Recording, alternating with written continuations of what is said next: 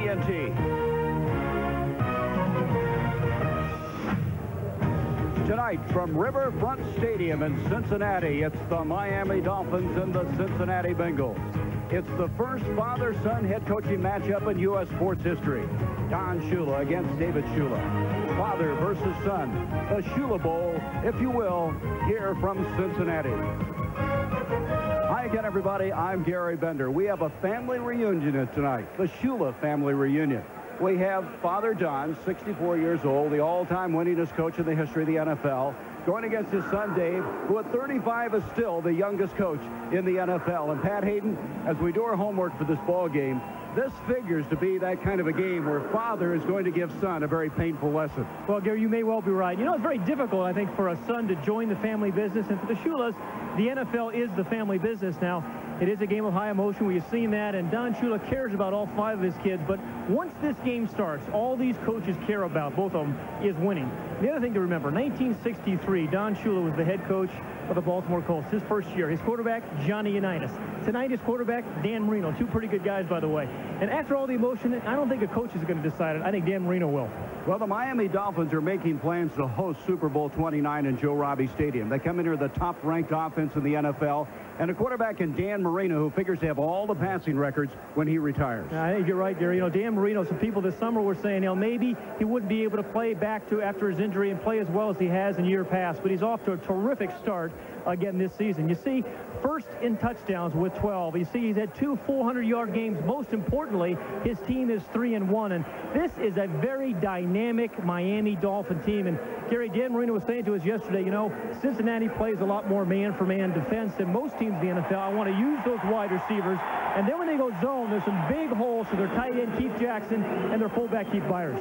Cincinnati comes in here 0-4 for the year. 3rd time in 4 seasons. 1 of 3 winless teams at the start of the day.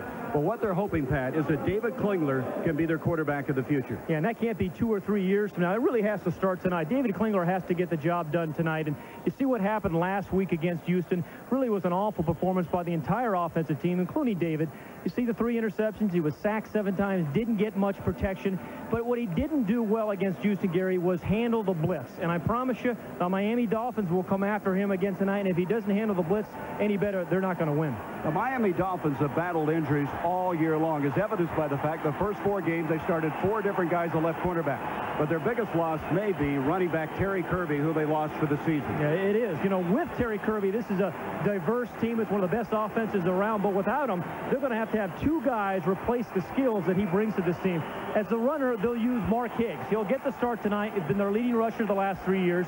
And then in passing situations, Bernie Parmalee will come in. So those 2 guys, hope, will fill the role for Terry Kirby. The top pick in the draft, Big Daddy, Dan Wilkinson, a 313-pound defensive tackle from Ohio State.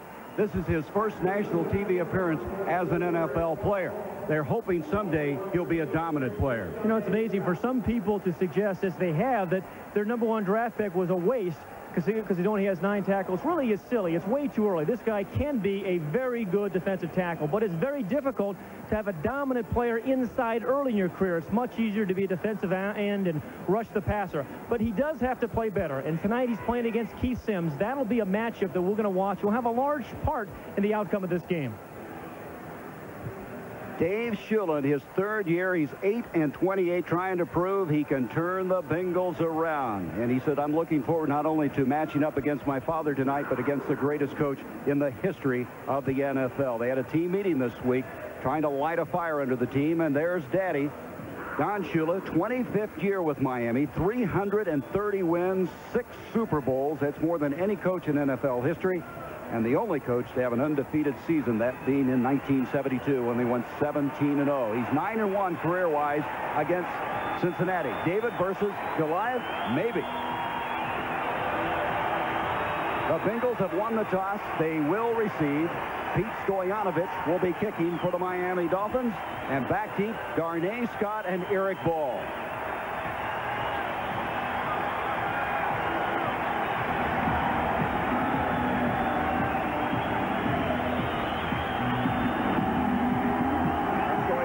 Gets it underway. It'll be the speech for the rookie from San Diego State, Darnay Scott, and Scott across the 25 to the 31 and tackled there. David Klinger, after really progressing the first 3 games, went backwards last week. He was shell-shocked after that game. He suffered 3 interceptions. He was sacked 7 times, been hanging on the ball too long. He has an exceptional arm, as the coaches put it. He has a rifle for an arm. Good mobility, and trying to prove, as we mentioned, he's the quarterback of the future. Yeah, but mostly, Gary, I think he needs to play with some abandon. You know, let it happen. The whole team, offensive team, is pressing. From the 31, he'll start it. Klinger setting up a screen. He completes it to Steve Broussard, and Broussard has a first down, and that is a very good beginning for the Cincinnati team. That's a 12-yard pickup on the play. They need some success early in this football game. Harold Green, who did not start last week because he missed a couple of practices, will be back at the running back spot. We mentioned Scott. He is the rookie. Pickens, a possession-type receiver. McGee out of Michigan. Up front, they've lost both tackles, so they had to move people around. Bruce Kozerski, who's usually a guard, trying to hold down that right tackle spot.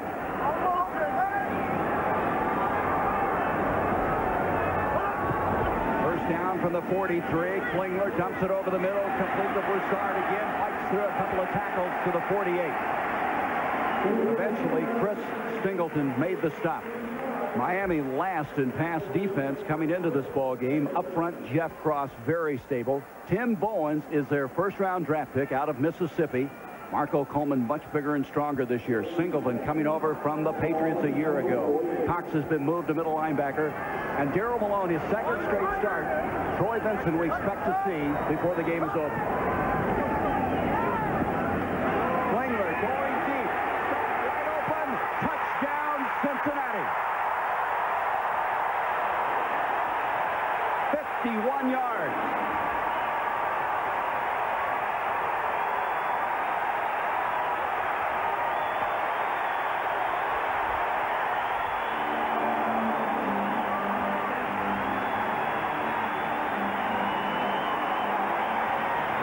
Well, this is a team that hasn't had a lot of success, but Pat, what a way to begin a football game. And Gary, you know who they went after? That left corner. And you talked about them starting 4 different corners at their left corner.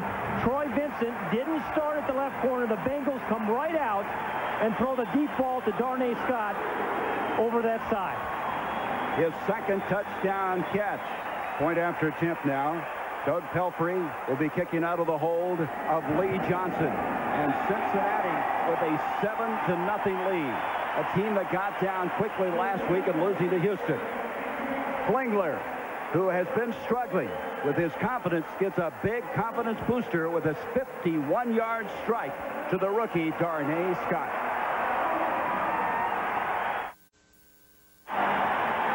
And we are back. It was actually Troy Vincent that was deep, but it was set up right here because the safety, Gene Atkins, kind of settles, and then Darnay Scott runs right by Troy Vincent. Now, Troy Vincent was not supposed to start tonight, and they picked on him. They went right up on the first deep play, and Darnay Scott beat him deep because he was squatting, Gary. O.J. McDuffie gets the football from Miami. You can see Cincinnati really fired up. Jeff Cochran, a rookie out of Ohio State, there to make the stop. Dan Marino, a guy who comes in leading the top-ranked offense in the NFL. He went down in the 5th game last year. They torn Achilles tendon. Still not 100%. In fact, he wears a hinge on that area to help him get up on his toes. He says the burst is still not there, but this is a perfectionist. Hard on himself. He expects everything to go the way he wants it to, and maybe the quickest release in football. On the 19, first down.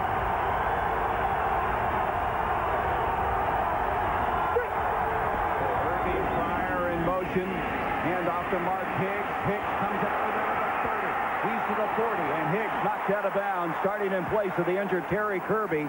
He had carried the ball only 3 times for 5 yards, and on that burst has 22.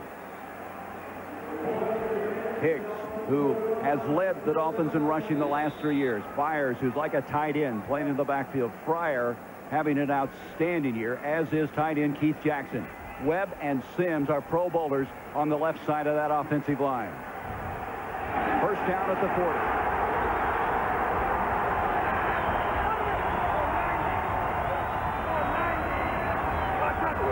Ingram comes in motion, handoff to Higgs again, and Higgs chugging forward for 3 yards to the 43. Steve Tovar made the stop. Cincinnati has 7 #1 draft picks on their defense, and 3 of those are up front. We talked about Big Daddy, but he also has Alfred Williams, a first-round pick. John Copeland. Crumry will alternate along with Keith Rucker at one of those tackle positions. Francis, the #1 pick. Tovar and McDonald. And in the secondary, Louis Oliver, who for 5 years played for Miami.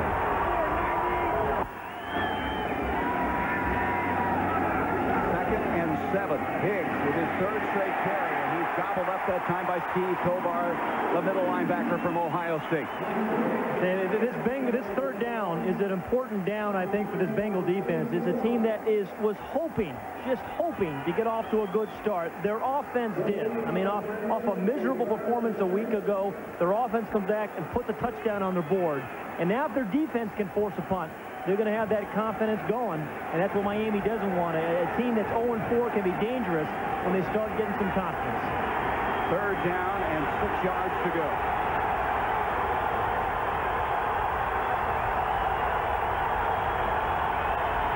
From the gun, Marino, and he completes it to Mark Ingram. He's going to be short of the 1st down. Swarming him. Ingram had no chance to turn up the field because Mike Brim, 43, was there, also helping on the play, the former Dolphin, number 29, Louis Oliver. Yeah, the offense did their part in the first series, and then the defense did theirs. I mean, 2 good opening series that really set the tenor for the whole first half for the Bengals. Jim Arnold this year is way down average-wise. You can see 38.6. Now, 6 of his punts have been inside the 20. Arnold, who kicked 8 years for the Detroit Lions, gets this one underway, and running up and making the catch is Corey Sawyer, the rookie out of Florida State. 33-yard punt. And a little extracurricular activity. We'll be back. Cincinnati off to a very good start with a 7-0 lead.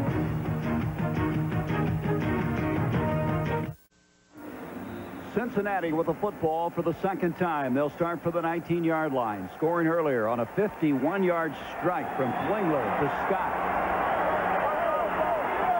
Harold Green, Derek Finner in the backfield.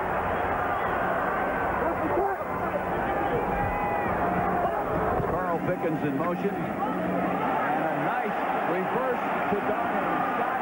Scott coming across the 25, and they are pulling out all the stops. When you've been having all kinds of difficulties, you make some things happen, and they're doing it right now. Well, Gary saw it last week with the Chicago Bears when they were struggling. They made some things happen on special teams tonight. The Bengals go out of character, out of form, throwing deep early in the football game. They come back with a reverse to Darnay Scott. Just trying to make something happen, getting some confidence. They've run these plays well. They pick up a 1st down, and they have to be feeling a little bit better. So the son right now is giving the father something to think about. Family feud. We need Richard Dawson out here to flip the coin or something. On 1st down from the 30, the late handoff to Broussard. Broussard is tackled at the line of scrimmage that time by Brian Cox. Well, we talked about all the injuries Miami's had at cornerback. Right now, Troy Vincent on the sideline. Well, he was in there. Now he's going to come in on nickel situation. You see what's happened. Week 1, Troy Vincent started. Then Frankie Smith, he went out with an injury. While Hammond Oliver went out with an injury. 4 and 5, Malone started. And he was beaten badly last week by Miami. Then Troy Vincent, on the first long pass, was beaten badly there by Darnay Scott. 2nd down and 9 from the 31. Broussard goes in motion. Klinger over the middle. Complete to Tony McGee, the tight end. They have another 1st down. So for a team that had given up 18 sacks, 70 in each of the last 2 games, they're getting the ball out of there quickly and avoiding that difficulty. Yeah, when you talk to the Bengal coaches, Bruce Coslett, the offensive coordinator, said, hey, David Klinger was holding the ball too long last week in this whole season. And so what they were saying, hey, let's make sure he gets rid of the ball quickly. Give him some quick throws. 2 screens, 1 quick deep pass, and then a little outlet pass to a tight end. He's 4 of 4 now, 80 yards and a touchdown. Derek Finner, the fullback, and Finner is tackled as he crosses the 45-yard line. Now, this team just didn't have the opportunity to run the ball very much, but their average has been very good. They've been averaging 4.6 a carry. That's 2nd in the NFL. Well, they have a good combination of backs, too, when you think of Fenner as, you know, big size and speed and good down by the goal line. Harold Green, see what they're averaging. And then Broussard is kind of the change of pace kind of guy. Screen runner, pass receiver. 2nd and 6 for the Bengals. Query going in motion. Broussard changes direction. Gets around Malone and stays on his feet and has apparently another first down. There's a late flag thrown in the vicinity of where Broussard went out of bounds. I tell you, Daryl Malone had the angle on Broussard, and Broussard really shows, I think, some incredible speed there, Gary. Well, the best speed they've had since James Brooks played, as referee Gary Lane will tell us what's happened. We have a personal foul against Miami. Here's the run. Now, it looks like he's set up to go left, but he immediately darts out to the right. Made up his mind very, very quickly. And number 47, Malone, had an angle on him, but he just outran him. That's Michael Stewart that hit him late, Pat, and ended up with a 15-yarder. Line of scrimmage, the 32, and Cincinnati moving again. Yeah, right now Cincinnati's got it going, Gary, offensively and defensively. Long passes, short passes, and some inside runs. 3 wide outs on this particular set. Single running back is Harold Green. David Frisch comes in motion. Here is Green, and Green, who in 92 ran for over 1,000 yards, takes this ball to the 29. Chuck Klingbeil makes the stop for the Dolphins. It'll bring up a 2nd down now, and almost 8 yards to go. You mentioned one of the problems the Bengals have had is their offensive line. I mean, the Dolphins have a great offensive line, but the Bengals have really struggled with injuries. Lost both their offensive tackles. They're out. Joe Walter's out for the year. And Eric Moore broke his leg, a guy they picked up free agency-wise from the Giants. 2nd down, a long 7. Pressure in the face of Klinger. Jeff Query, and Query at the 6 couldn't catch up with it. Well, that's the first real heat they put on David Klinger. Yeah, but it's okay. He got rid of the ball. A week ago, he would have taken the sack. I mean, you can tell so much about a quarterback in his eyes. I mean, that way, he was locked in on the left side the whole time. And that's where he was going with it. But he didn't hold the ball too long that time, Gary. Got rid of it even though he was rushed by Marco Coleman. He did have Query open, but he didn't take the sack and take him out of field goal range. Last year, he was sacked 40 times. The team gave up 53. 3rd down, still almost 8 yards to go. Klinger over the middle. It's broken up, incomplete. Deflected in the interior of the line. Remember, he had 4 passes deflected last week. Was Craig Vesey there? I think it was Jeff Cross that got the hand on the ball, number 91 for Miami. Now, you have to shuffle around in the pocket, find a passing lane when you're trying to throw it, you know, right over your center in the interior line. Well, one guy that has not missed a field goal, Doug Pelfrey. He was 1 of 6 at the start of the day, not to miss. As you can see, 5 of 5. As long as 49, this will be 47. Out of the hold of Lee Johnson. Does he have enough? Oh, just short. And Pelfrey is his first miss of the season. And so Miami, trailing 7-0, will get the football back. It just hit the horizontal bar. He only needed about 1-2 yards more, and it would have been a 10-0 game.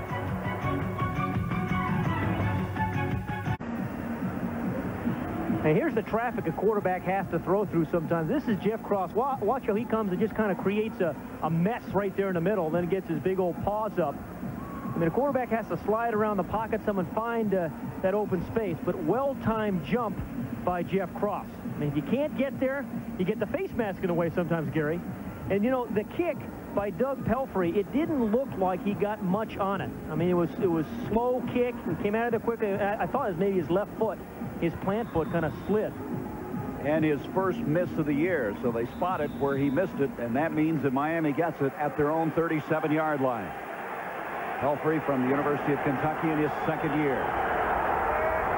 Kicks the single running back. Keith Byers goes in motion.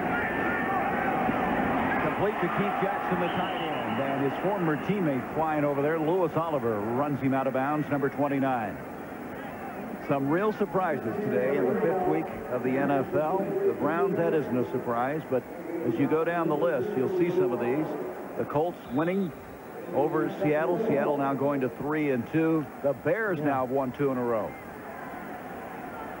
Patriots last-second kick, picking up the win against Green Bay. We'll have some more after this snap. 2nd and 6.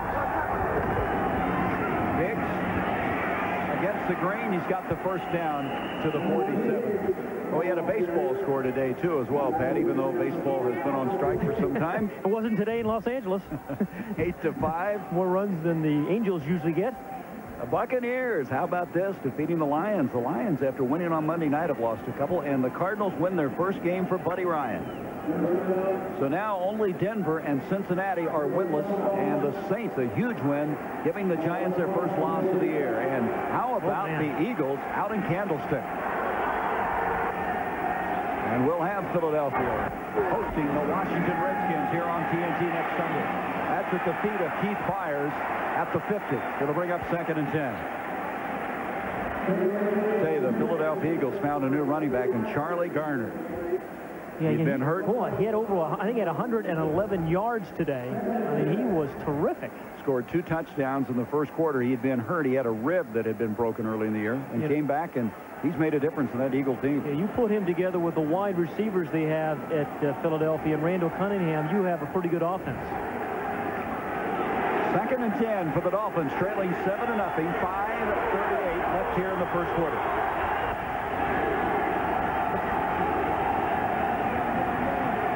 Marino doesn't want to run. He's going to run here and kind of hobbles to the 49-yard line of Cincinnati. We mentioned he's still not 100% from that Achilles tendon. In fact, he even walks funny. He doesn't really walk normally, and it's going to take a long time to rehab it where he can get it back 100%. You were very kind calling that a run or a scramble. I said he hobbled. Yeah. You see the brace. He has a brace on the right angle, a brace from on his knee as well from an earlier knee injury. But, you know, he's not a scrambler. He's a bouncer and a slider in the pocket. He scrambled there for 3. 3rd down and 7.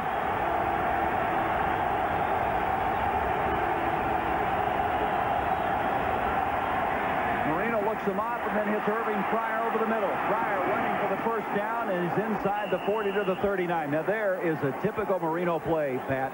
Looking off the coverage, coming back to the other side. Yeah, Dan Marino absorbs more than any other quarterback that I can think of before the ball is snapped. I mean, when he sees before the ball is snapped. I mean, he looked left first there, but he knew he was coming right to Irving Fryer.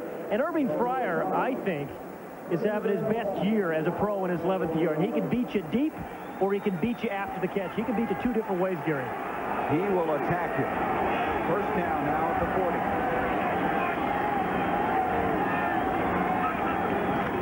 Marino to Higgs. Higgs able to get to the 37-yard line.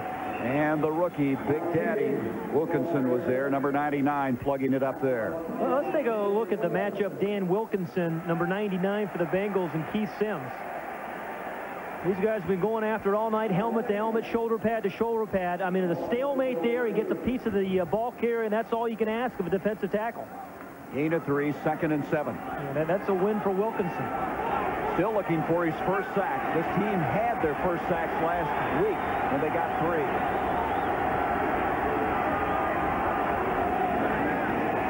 Marino in his face to Ingram. He catches it twice, but he hangs on.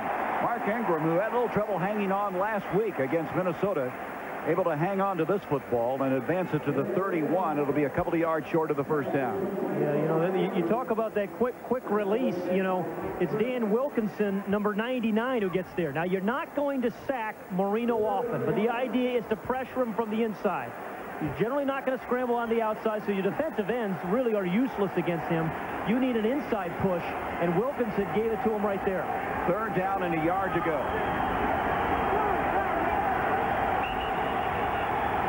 Cincinnati's calling a timeout. Little confusion defensively. They'll use their first. We have 2:47 to go in this first quarter. Miami on a drive that they hope will tie up this game.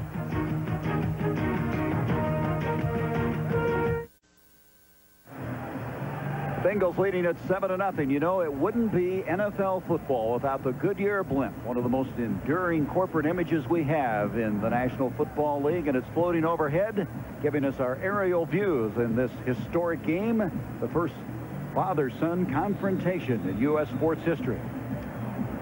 But you know what? There have been 83 father and son combinations that have played.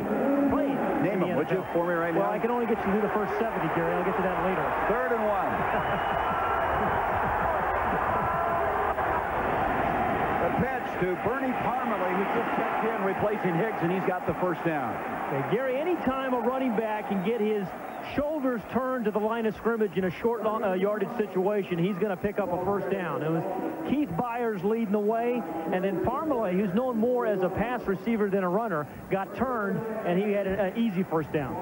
He had a 10-yard touchdown run last week against the Vikings, and he, along with Higgs, as Pat mentioned at the top of the broadcast, trying to fill the very large gap vacated to the injury of Terry Kirby.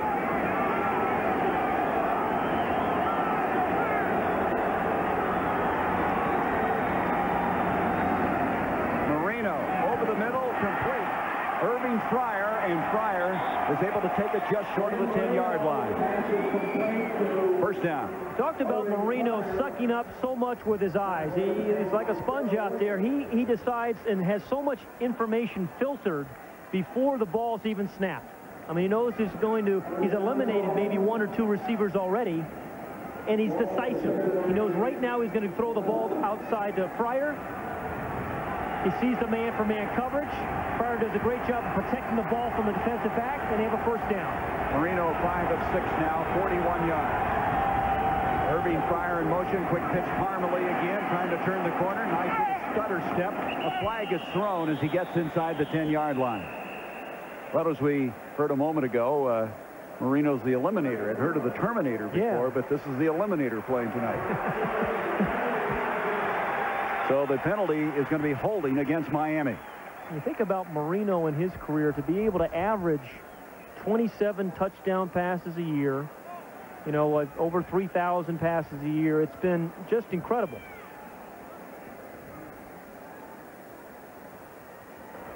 Holding, offense, number 88, 10-yard penalty, remain first down. That's tight end Keith Jackson.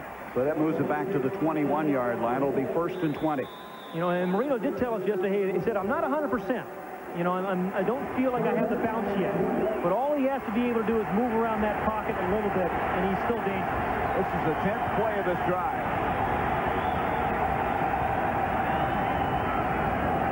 Mark Ingram comes in motion. Marino trying to set up a screen, does to Parmalee, read beautifully. What a reaction that time from Ricardo McDonald, number 56.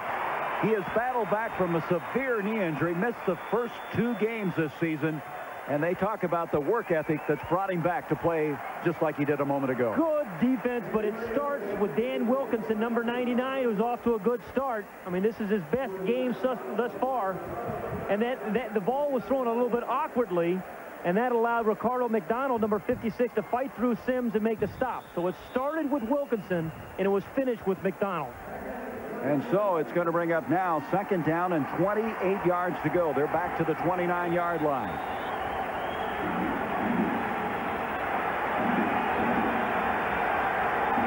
Seven to nothing Cincinnati. 17 seconds left in this first quarter.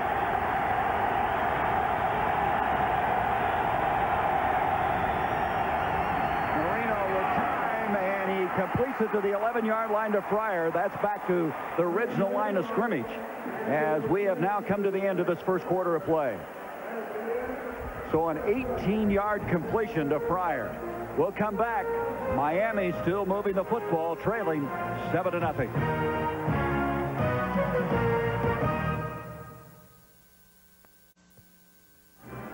Let's go back to the catch by Irving Fryer. This was a perfect square, and the reason is he comes straight down the line. He doesn't drift upfield, and that prevents the free safety from coming in and making a play. Now, Irving Fryer has caught 3 passes tonight. All of them have been inside routes. But see how he comes right down the line, doesn't drift off into center field. quarterback loves a receiver that runs square ends like that. Well, Cincinnati kept Miami off the scoreboard in that first quarter, so the Dolphins still have scored only 3 points in the first quarter this entire season. We start the second.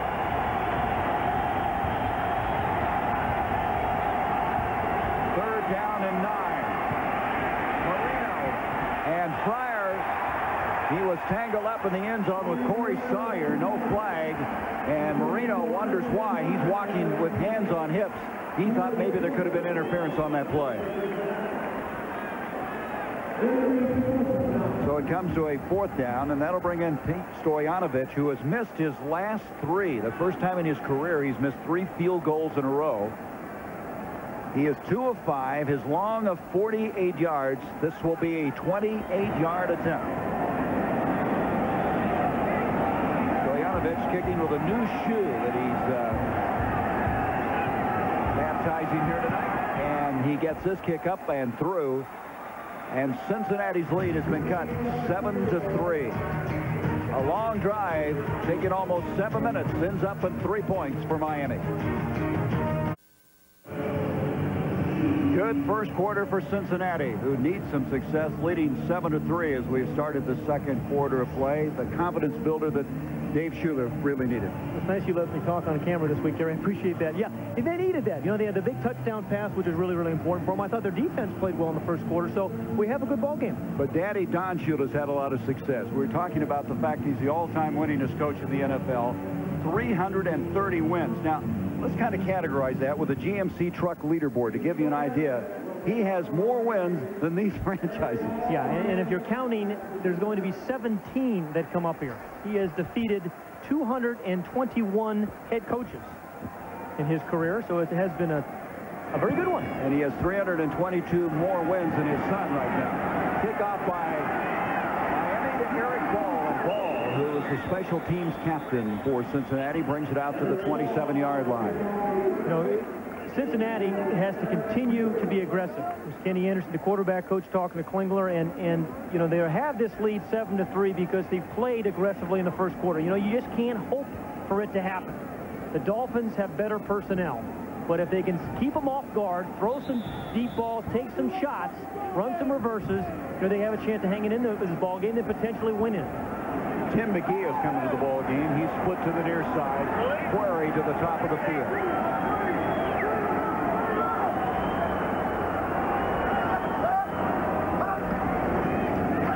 Action fake by Klinger. Now scrambling out of there, throws up the field, and that ball almost intercepted. The intended receiver is Jeff Query, and Gene Adkins, who was out last week with a hamstring problem, flying up from his safety spot, had a crack at the interception.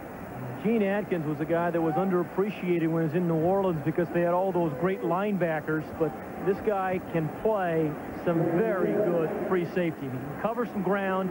He will stick you. I mean, when you're hit by Gene Adkins, you know it. And that time he made a pretty good drive on the ball. They're calling Mean Gene. 2nd down and 10. Gonna catch it.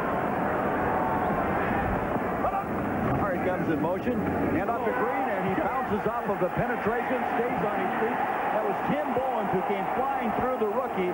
Couldn't knock his feet out from under him. Finally, Michael Stewart dropped him for an 8-yard loss. But you got to remember now, Tim Bowens, the rookie, weighs 317 pounds. That shows you how strong Harold Green is. Yeah, when you bounce off them, you really bounce. I mean, Bowens is number 95.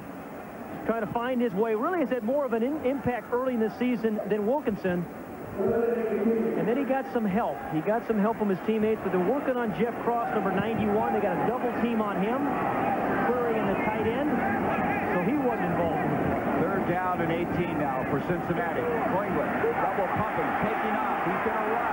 He's got a block to the 35. He's going to be short of the 1st down. You know, Gary, it was a nice run, but he could have dumped that ball to Tony McGee, his tight end.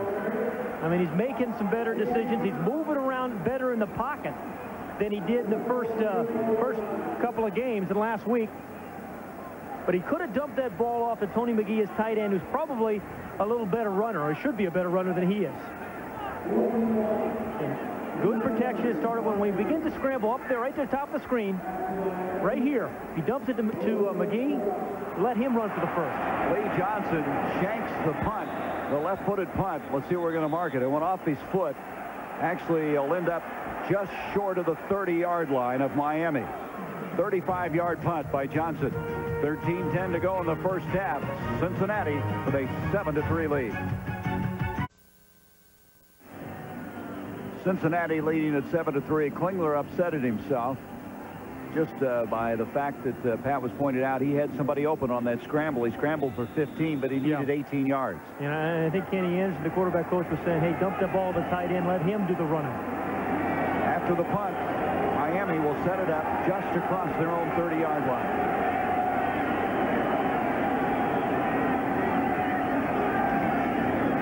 Higgs, boy, he kind of disappeared behind that big offensive line, but Wilkinson was there. Dan Wilkinson playing much better than what we watched on tape from a week ago. And, you know, Dan Wilkinson, he is a big guy, 300 pounds with some movement. And if he get his hands on you and just get a stalemate against a guy like Sims, then he does a little swim move, you've got to play. And this is his best game by far, Dan Wilkinson. Well, he's been pretty effective on the pass rush, and twice now it's tough to run. Well, they talk about him being enormously strong. You can see it there. 2nd and 10. Marino dumps it off to Byers, and Rod Jones makes a good open field tackle. Jones isn't all that big. He weighs 185 pounds. He kind of paid for that one, but he hung on with Keith Byers, and they didn't get very much on that play. Maybe a yard. It'll bring up 3rd down. You know, Larry Picatello, the defensive coordinator for the Bengals, was saying to us this week is that we have to get pressure on Marino. We're not going to sack him, but we have to get pressure on him, and it has to come from our 4-down line. We don't want to blitz him because he'll tear your heart out. But so far, Dan Wilkinson has done a pretty good job of putting some heat on him. 3rd down and 8 yards to go. Marino, wide receiver screen, and Mike Williams, 87, is tackled. He's going to be tackled short of the 1st down. You saw a lot of black shirts, black jerseys flying around. This team is playing with some enthusiasm right now. Yeah, and some building confidence. You know, 3rd and 8, a wide receiver screen is only good against man for man. I think they got it, but it was just well defensive. Hustling Bengals stopped him. Jim Arnold to punt the football to Corey Sawyer at an 82-yard punt return for a touchdown last week. He's going to take it to the 10-yard line. Sawyer is going to spin his way to the 17, and the flag has been thrown. Corey Sawyer, the guy who dropped in the draft because they didn't think he had a great speed, a 4th-round draft pick out of the national championship Florida State team. And he had that 82-yard return in the Astrodome, but we're going to have a penalty against Cincinnati. Been a lot said about Dave Shula. Can he turn this franchise around? He's 8-28 coming in to this game tonight. Illegal block in the back. Return team, number 46. 10-yard penalty from the end of the run. 1st down. This team last year started 0-10 before they were able to win 3 of their last 6 games. We'll be back. Cincinnati with a 7-3 lead. With Pat Haden, I'm Gary Bender. The Cincinnati Bengals, after the penalty, will start this drive from their own 9-yard line. And I guess, Pat, what you have to say, each moment they stay in this, they've got to build their confidence playing against this Miami team who, at 3-1, figures they're going to be in Joe Robbie Stadium January 29th for the Super Bowl. Well, you know that guy can bring you from behind. So, you know, you certainly want to keep this game close if you're Cincinnati. I mean, Dan Marino can win when he's ahead. When he's behind, he can win anytime. But for David Shula, what he was talking about was stealing a couple of series in his own mind, really kind of using his running game, a couple of series from the Dolphins, you know, kind of squeezing out some 1st downs, throwing some short passes, but then taking some shots. He took the 1 shot for the touchdowns to Darnay Scott, but I think his defense has played particularly well so far in this game. Well, they're flying around. A lot of gang tackling going on. So from the 9, Klinger will start.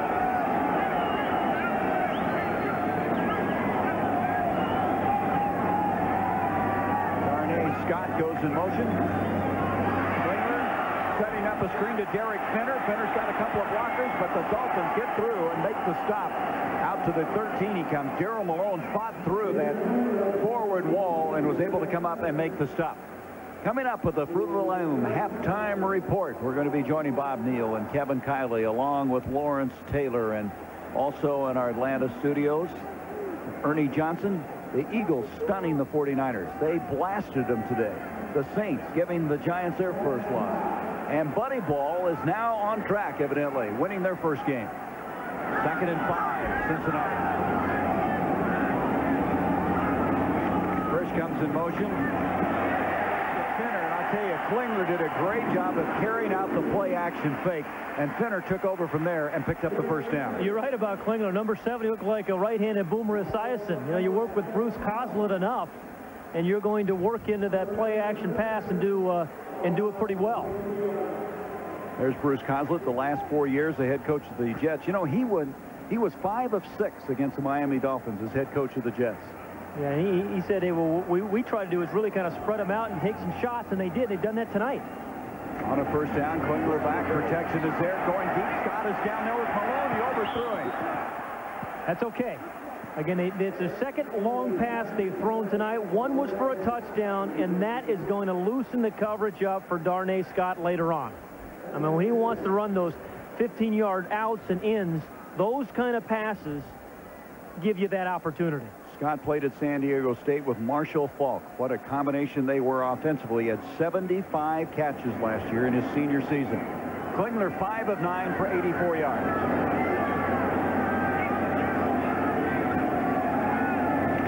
Hand off to Broussard. Broussard tackled as he was just headed up the field. Marco Coleman caught him around the shoulder pads and dragged him down, as it looked like Broussard had some running room. You know, Marco Coleman is a guy, again, Bruce Coslett, who you mentioned he was the former coach of the Jets, saying, you know, when I was at the Jets, we used to run at Marco Coleman. He said this guy has really raised the level of his performance this year with the Dolphins. Well, they played with a fractured left hand last year. That was very, very difficult for him. He has gotten bigger. He's gotten stronger. 3rd down and 7. Somebody moved up there because Jeff Cross came flying through. See if we have a false start against Cincinnati.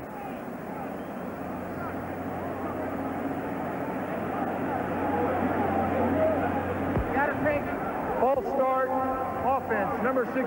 Prior to the snap, 5-yard penalty, 3rd down. Now, if you're going to play with a team of the caliber of Miami, you can't be making these kind of mistakes, especially where you are on the field of play right now. Well, no surprise, Cincinnati, coached by Ashula, is one of the least penalized teams in the league.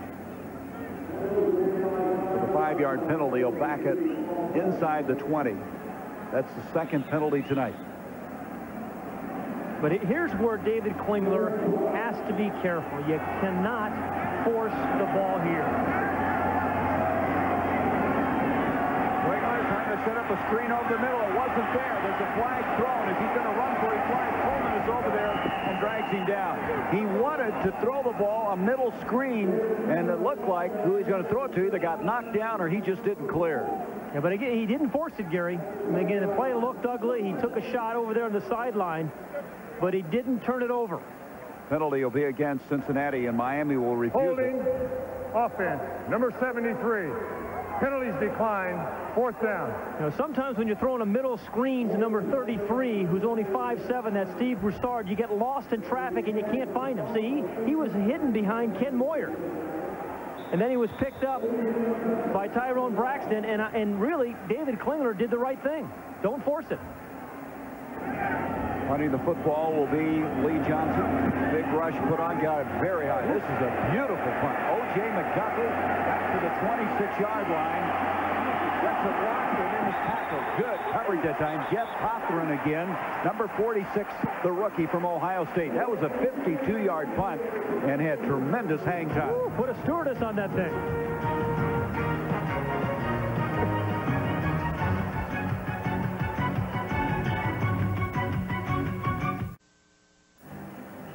7-3, Cincinnati striking early in this ball game at the 13:28 mark of the first quarter. Then Stoyanovich kicking a field goal at the start of the second quarter, and that brings us up to speed. You know, Cincinnati Bengals came into this game hoping they could make it close, hoping they could win. But the longer they hang around, the longer they keep this game close, then they start believing that maybe they can win it.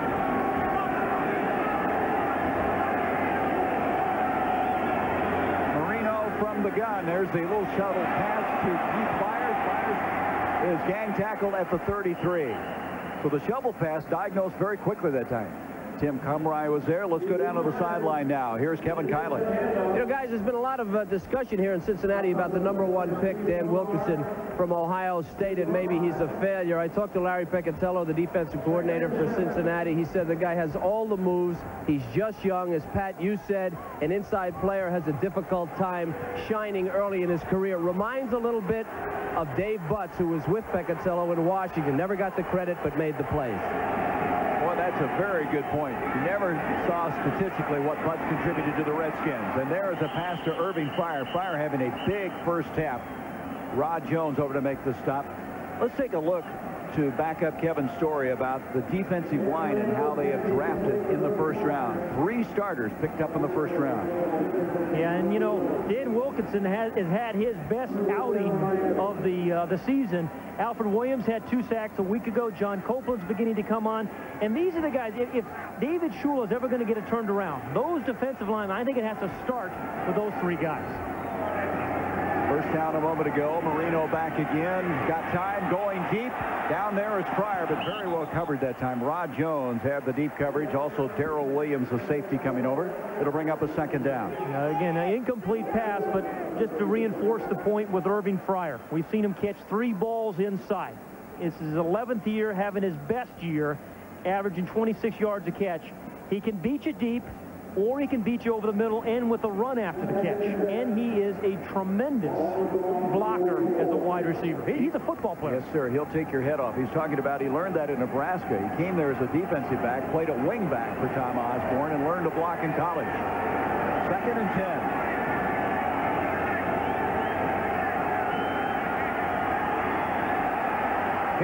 Higgs across the 45 to the 47-yard line. It'll bring up a 3rd down and still 6 yards to go. You know, amazing. Mark Higgs led this team in rushing 3 years, Gary, but only had 3 carries coming into this game.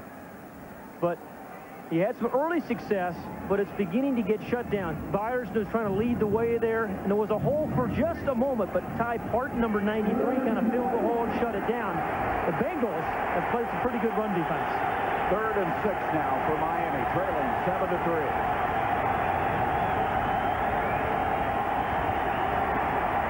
Marino, far side, catch is made, and still on his feet is Mark Ingram. He backed up, stayed on his feet, fights his way back to where he originally was tackled, and there's a flag, I believe, on the play. Heads-up play. They may call that a forward pass, a forward lateral. Well, they pulled that a couple of weeks ago. Yeah. Remember Keith Jackson lateral one?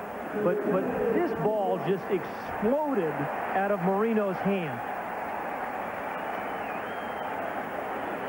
Caught by Mark Ingram.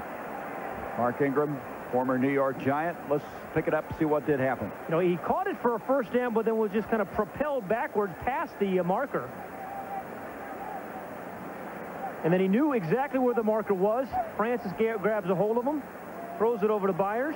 He's got to be behind him. He called it there was a forward pass, forward lateral. Well, we talked to Keith Jackson. Do you practice this? He says, no. He says, if it works, Coach is okay with it. But if it doesn't, we're in a lot of trouble. Yeah. And I don't think Don Shula's too happy about it right now. Gary Lane, who was a collegiate quarterback at the University of Missouri, lives in the Dallas area, sorting it out. You know, it's interesting. When you start lateraling, Pat, then it's always in the back of the mind. And you see teams start doing it for 2 or 3 weeks in a row. It usually doesn't work. You know, it really doesn't. It's kind of like it just creeps into your game plan somehow. Well, they're still trying to figure out where this is going to end up. Marino's over there. He's talking and pleading his cause. He is a good lobbyist. Have you noticed that about Marino? Aren't they passing a bill where you can't do that anymore? So he's over there, and Marino probably has earned the right to lobby a little bit. Somebody said, you don't know me well enough to say that. Well, we know him well enough. He can say whatever he wants. Forward pass on the offense. 5-yard penalty, loss of down, 4th down. Yeah, that's the killer. It's the loss of down, and they're forced to punt. I mean, the Dolphins, a little bit like last week offensively, Gary, they're out of sync offensively. And they really haven't gotten into the rhythm of the game. Minnesota took them out of that rhythm, and thus far, I think the Bengal run defense in particular has taken them out of sync. And so Arnold will punt the football. So the lateral worked against the Jets 2 weeks ago. Tonight it backfires. They've got to turn it over. Corey Sawyer back. Arnold to punt. Sawyer avoids the first down with a 25 to 30, 35, 40. An exciting rookie with a 41-yard line. That's a 20-yard return. That is great. That is great. Yeah, he almost dropped this initially. He almost dropped this. He was looking at the coverage. The sticky gloves helped him. 2 weeks, he fair caught a ball on the 1-yard line. Last week, he returns a punt for a touchdown. This guy has a few more touchdowns in those legs as a punt returner. They say he's got an attitude about him. He will challenge you. As we look at the Pennzoil scoreboard, and this is the 5th week of the NFL, as you look at some of the activity. Indianapolis with good pressure today with 5 sacks. Well, I guess the Bears now 2 wins in a row. Well, San Diego now is the only undefeated team. That's right. Giants going down to defeat today's. The Patriots have now won 3 ball games in a row. Derek Finner in motion. Klinger looking his way. Passes instead to the tight end Troy Sadowski. And Sadowski tackled about the line of scrimmage. Maybe a gain of 1 as we take a look at the rest of the scores. Falcons going out to Anaheim and winning that one 8-5. Okay, one thing I've been surprised about this first half thus far by the Miami defense is they haven't really gotten to Klinger like the Houston Oilers did last week. Now, Houston blitzes, that's their style. But Tom Malavadati said, hey, I'm going to start out with my defensive lineman rush, and if we can't get there, we're going to start sending linebackers. Gain of 2, 2nd and 8. Sprint draw handoff. They almost didn't get it done. Klinger leaning, reaching, finally got it to Derek Finner, and Finner hanging on for his life, able to get the ball to the 45-yard line. It looked like Derek Finner, as he saw the hole opening up, it was going to be wider than he had first anticipated. And he did a pretty good job of just hanging on to that thing, otherwise it's a turnover. But, I mean, he started going a little bit wider than David Klinger anticipated. Was lucky to get the ball. You can see 3rd down has not been good. Last 2 games, 1 of 16, 3rd and 6.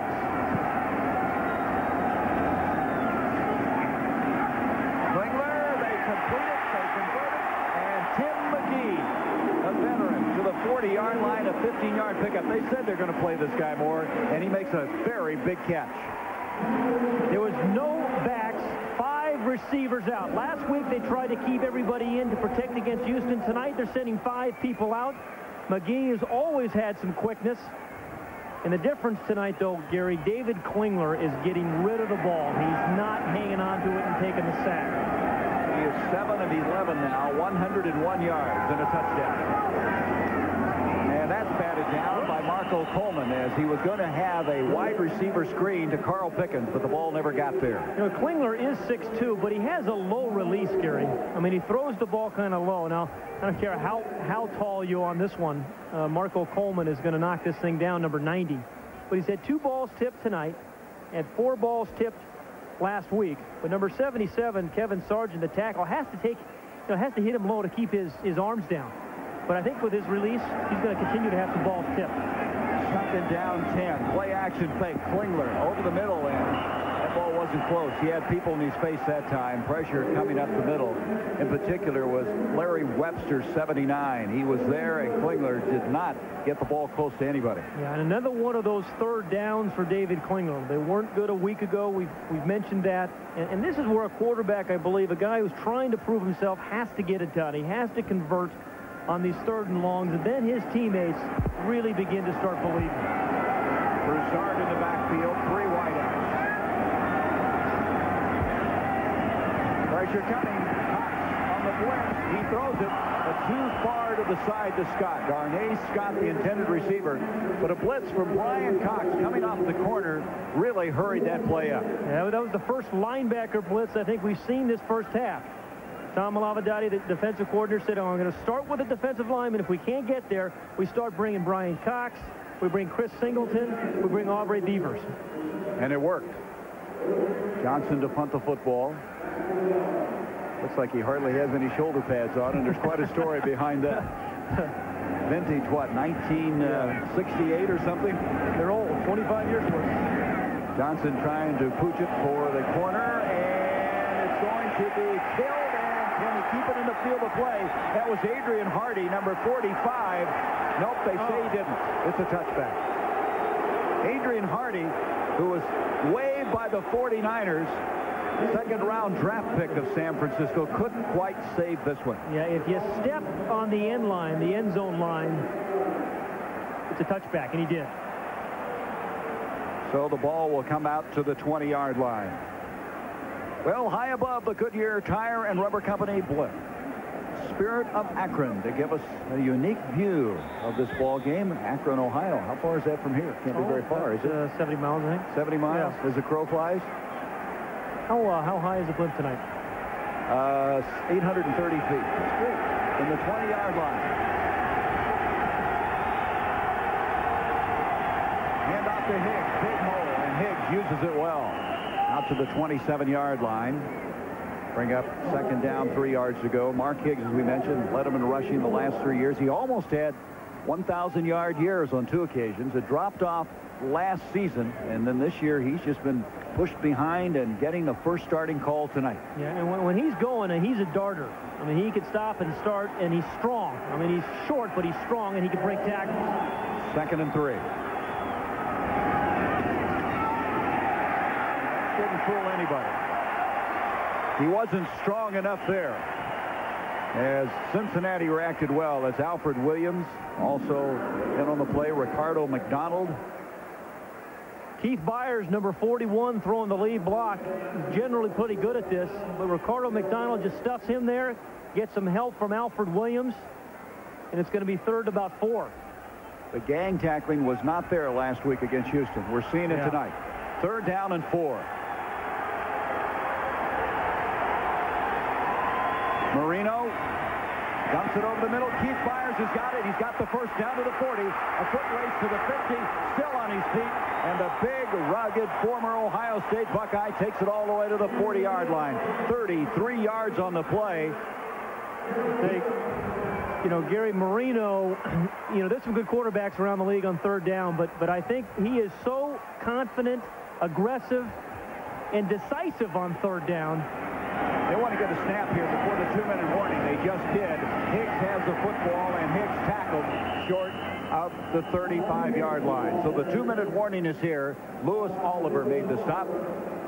And Miami trailing 7-3 as you watch Keith Byers with his 33-yard catch and run, setting them up for what they hope is a go-ahead touchdown. Cincinnati, just off the banks of the Ohio River, Riverfront Stadium. Site of tonight's game, this historic matchup between father and son, Don Shula and David Shula. And right now, David Shula's team leading it 7-3. We come back with a 2nd down and 6. The line of scrimmage, the 36. Miami has 3 timeouts left, 1:59 left in the half. Seems like when the Dolphins get closer and closer to the goal line, they use Keith Jackson more and more.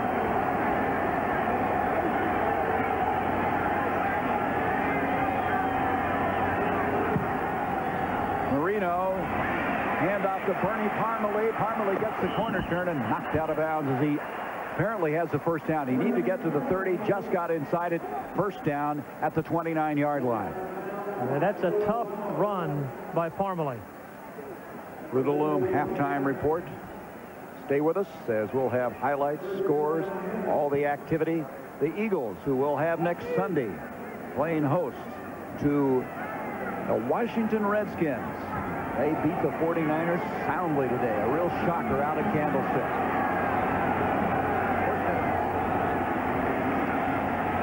Marino going to the corner. And it is incomplete, almost intercepted by Rod Jones. He couldn't keep both feet in bounds. Rod Jones, who has outstanding speed, almost made the Olympic team in the 400 meters in college. And another one of those 7 former number one draft picks. Good coverage. I mean, the receiver's got to keep going. He can't stop. 1 foot. Whoa. He may have danced in there. I think he, as you say, dotted the I.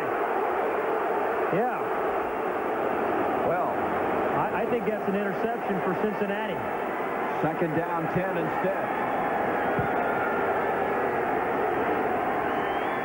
Marino double pumping over the middle, and the catch is made, and you called it. Guess who it was? Keith Jackson. They get close to the goal line, and they look for number 88. Let's go back to the play by Rod Jones. Obviously, you have to get both feet in, but when you get close to the sideline, you can get 1 foot in. In the right foot, you call dot in the eye. That was in. That's an interception. Instead, we now have a timeout called by Miami after picking up a first down to the 18-yard line on the completion to tight end Keith Jackson. Well, we talked about the Philadelphia Eagles and how well they played today. They found a new running back in Charlie Garner, who had been out earlier in the year. And Randall Cunningham, by the way, went over 20,000 yards passing in his career today. He was nothing short of spectacular, leading the Eagles to that pounding of San Francisco. How about Calvin Williams today, too, the wide receiver? He had a big afternoon, too. The Silver Bullet Stadium show starts at 7:30, and then 8 o'clock will begin all the play-by-play from Veterans Stadium in Philadelphia. You know, Randall Cunningham, Steve Young, guys that have the most mobile quarterbacks in the league. But look at Dan Marino. Never thought of as a scrambler. But you see the sacks. Only 98 sacks. He's played more games than Elway, Young, Cunningham, the real mobile quarterbacks in the league. And what does that tell you?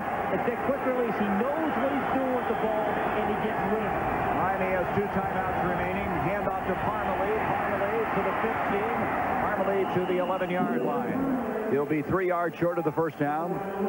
Clock running with 1:27. Yeah, an ideal situation for Miami is to score with about 2 seconds left here in the half.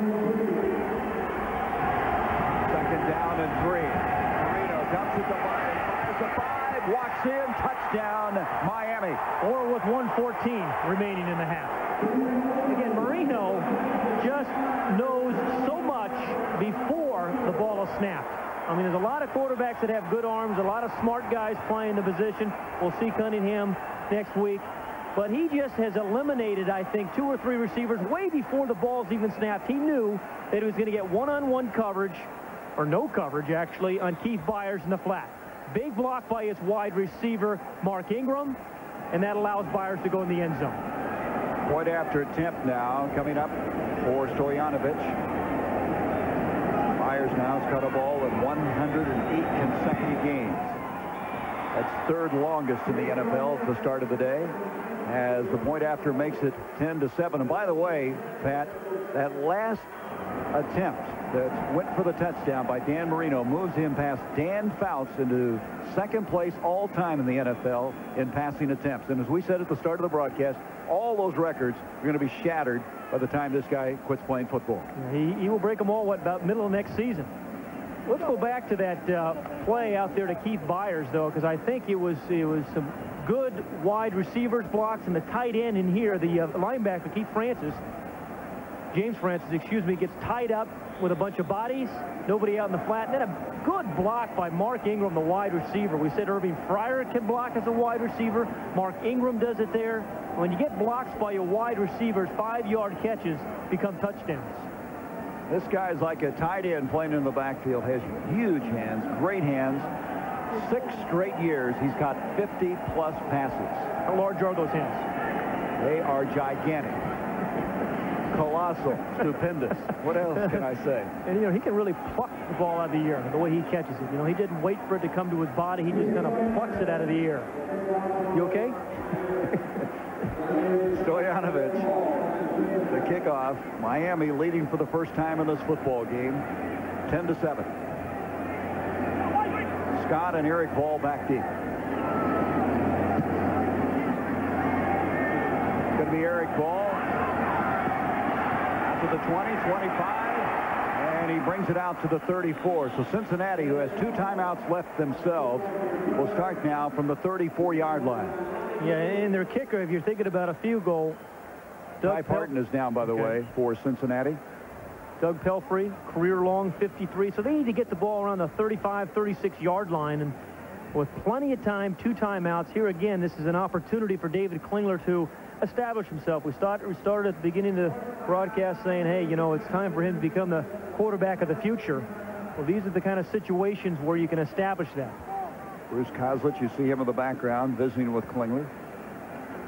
Well, the thing about Cincinnati, they've hung tough, losing the lead for the first time in this football game with 1:08 left. And they've got to go in the locker room, if this is the way the halftime ends, with some sense of satisfaction.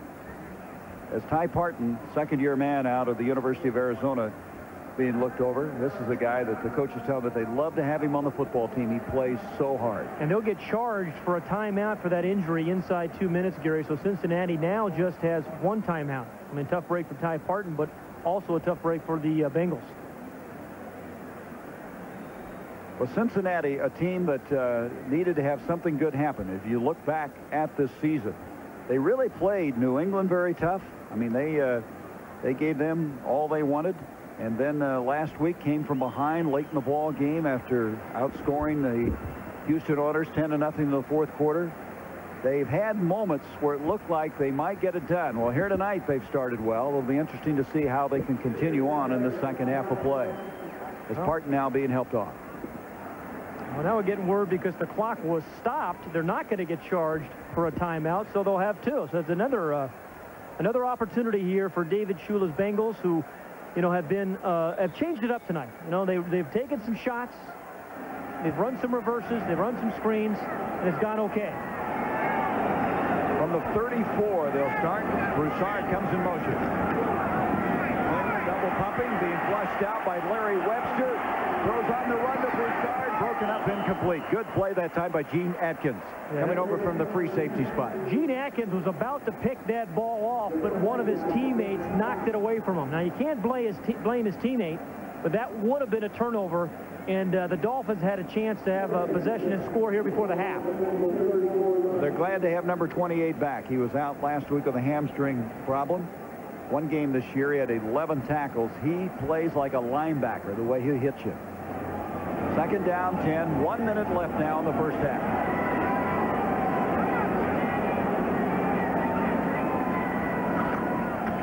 Klinger over the middle, intended for Broussard, and Brian Cox is there.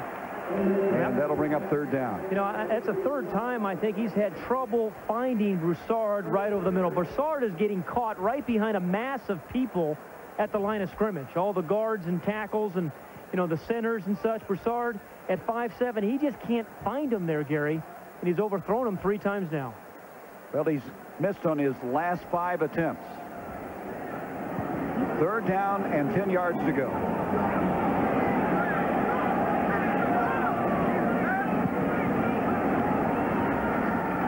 Klinger over the middle, incomplete. That was Darnay Scott, and we have a flag thrown, and we may have a roughing the quarterback. Thrown at the feet of where Klinger went down, and that's what it is against Miami. That's Brian Cox. And you know what? This is the 4th straight game he's had a 15-yard penalty called against him.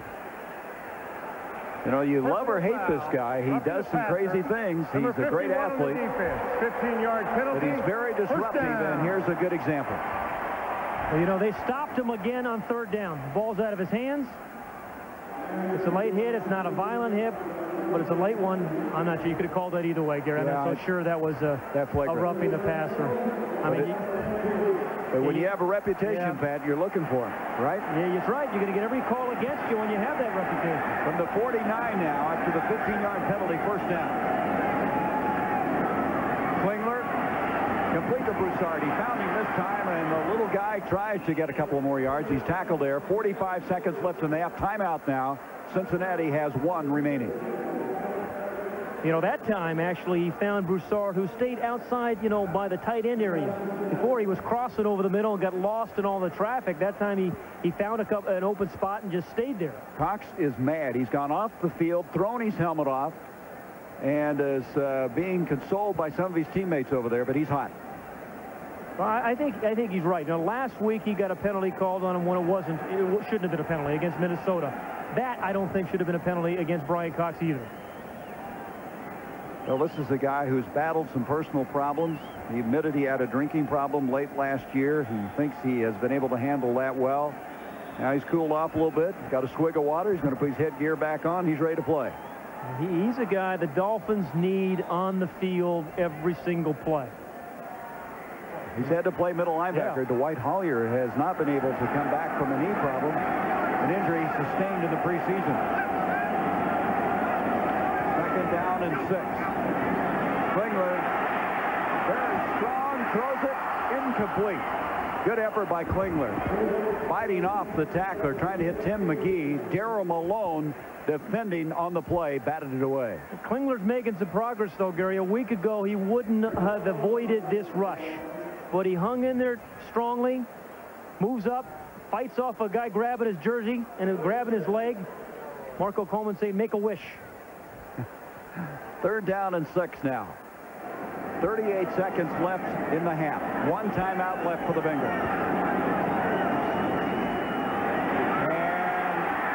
And getting rid of it is going to be Klinger. There's no intentional grounding call, as pouring up the middle was Jeff Cross.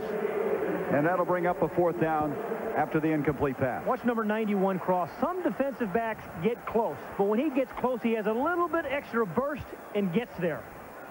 I mean, a lot of guys you see defensive line, you see beating offensive guards and tackles, but never seem to get to the quarterback. But Jeff Cross has another speed. He accelerates to the quarterback. So Johnson will punt the football with 34 seconds left, as O.J. McDuffie will go back. Hits it high.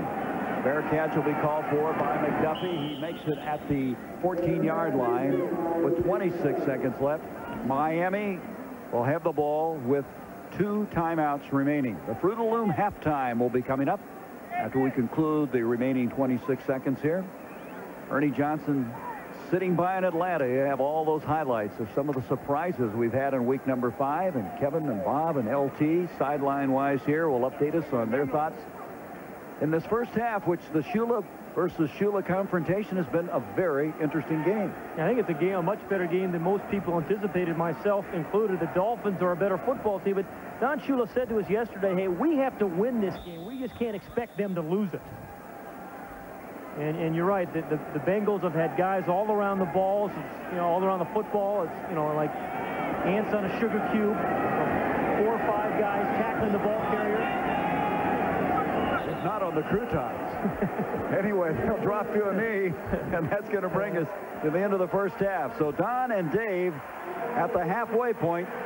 Don Shula with a 3-point advantage, 10-7. 64-year-old Don Shula looking for victory number 331. And his son Dave just looking for his first win of the season. Fruit of the Loom halftime report is coming up. Stay with us. Miami 10-7.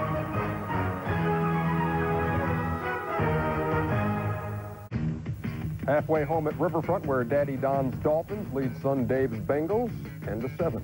Ernie Johnson in Atlanta with the Fruit of the Loom halftime report. Today's Eagles-Niners outcome had folks thumbing through the record books to find the last time San Francisco had taken a regular season beating at home like this one. Eagles 40, Niners 8. Well, it was the worst loss for San Francisco at home since 1967 when the Lions thumped them 45-3. The Eagles hadn't had a 100-yard rusher all year, but at the stick today, a rookie did the deed. Garner, the single setback, takes the handoff, off left tackle, across the 25-20, at the 15-10, breaks the tackle, he's at the 5, he's in! Charlie Garner! The rookie out of Tennessee, 16 carries for 111 yards and 2 touchdowns, 40-8, the Eagles over the Niners. Dallas went to 3-1. As Emmitt Smith scored twice, also pulled a hamstring, doesn't look too bad, 34-7 over Washington. And Arizona got its first win, holding the Vikings to 18 yards rushing.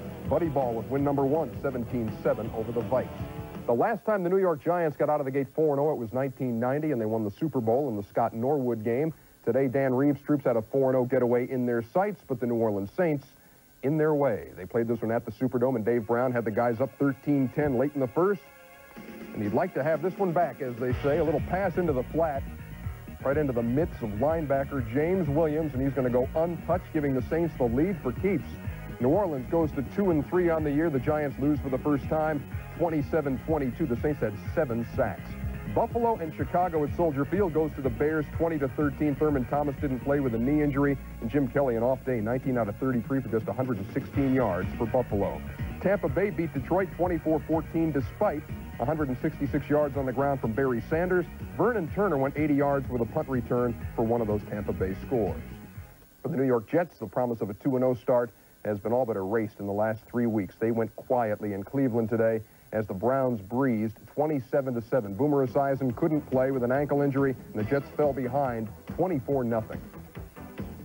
Kinchin goes in motion right. Testaverde, a delay to Metcalf. He's got it. Turns the corner. 30, 20, 10, 5, into the end zone. Touchdown, Browns. And Eric goes up to the dog pound, and he is by. The Cleveland Browns out of the chute, 4-1, 27-7 winners over the New York Jets. New England beat Green Bay on a late Matt Barr field goal, 4 seconds to play. Drew Bledsoe goes over 300 yards passing for the 4th time this season. Indianapolis, a 17-15 win over Seattle as Marshall Faulk had 90 yards on 26 carries and a couple of touchdowns. And the Atlanta Falcons, 8-5 winners over the Rams. Only 1 touchdown in this game. Bobby Hebert to Ricky Sanders. Atlanta over L.A. Fred McGriff, by the way, also a 3-run homer as the Falcons beat the Rams. Here on TNT tonight, you're watching the Shula Bowl, and you're watching Don Shula's Dolphins leading Cincinnati 10-7. We'll take it back to Riverfront to Bob and K-Squared and LT and the gang next.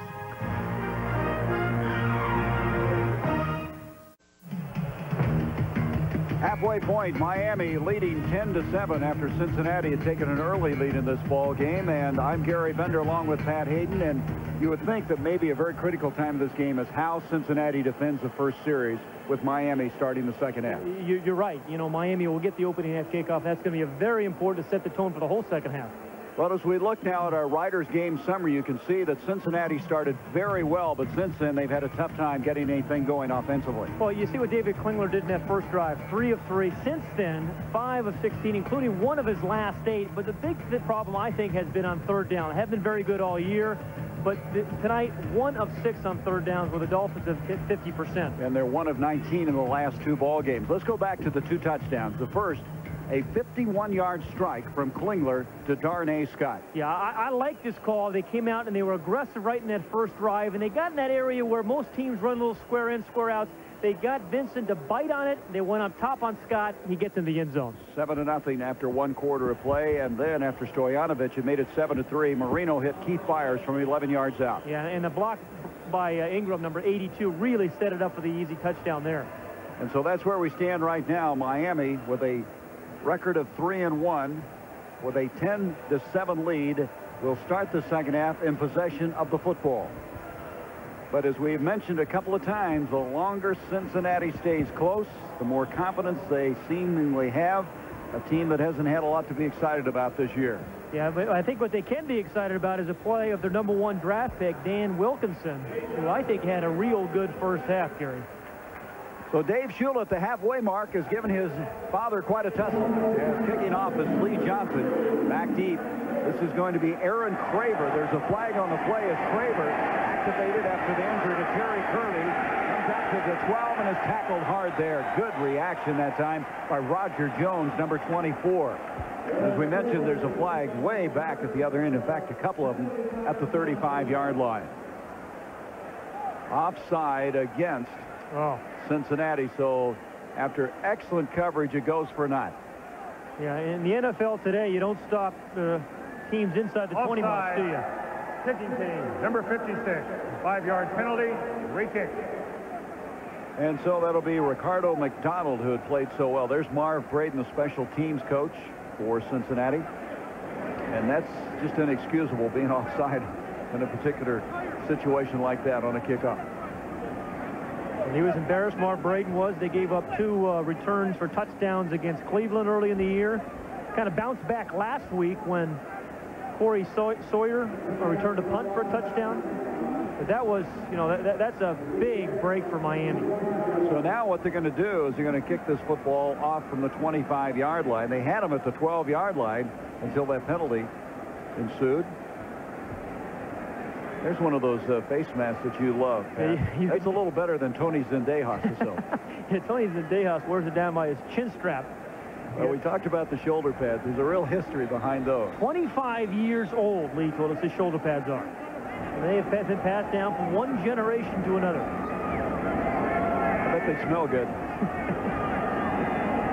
Johnson kicking off now from the 25.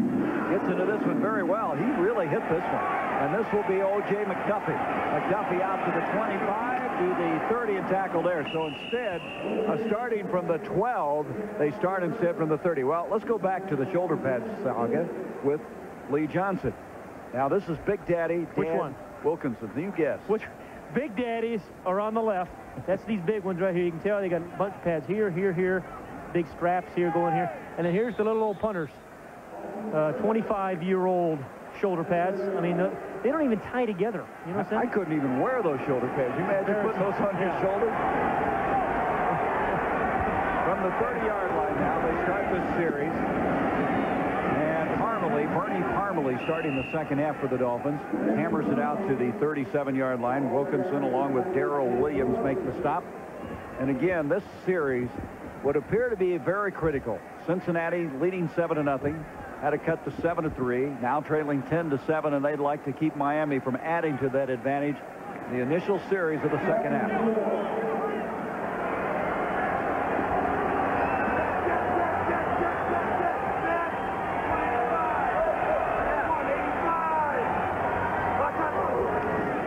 Pitch to Parmalee. Parmalee's got a block and is tackled at the 40, the short of the first down. Steve Tovar was a third-round draft pick a year ago. In fact, that pick, by the way, was a pick they acquired when they traded Boomer Esiason to the New York Jets.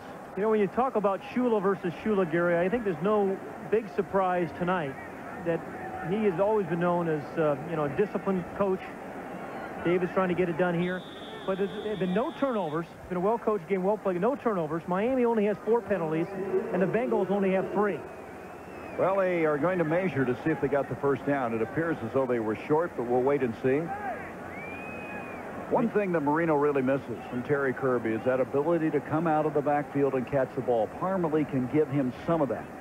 And Keith Byers can give you some of that, but then when he starts doing that, how do you replace Terry Kirby on the runs, excuse me, Keith Byers on the runs and the blocks, the lead blocks? So it's third and less than a yard to go.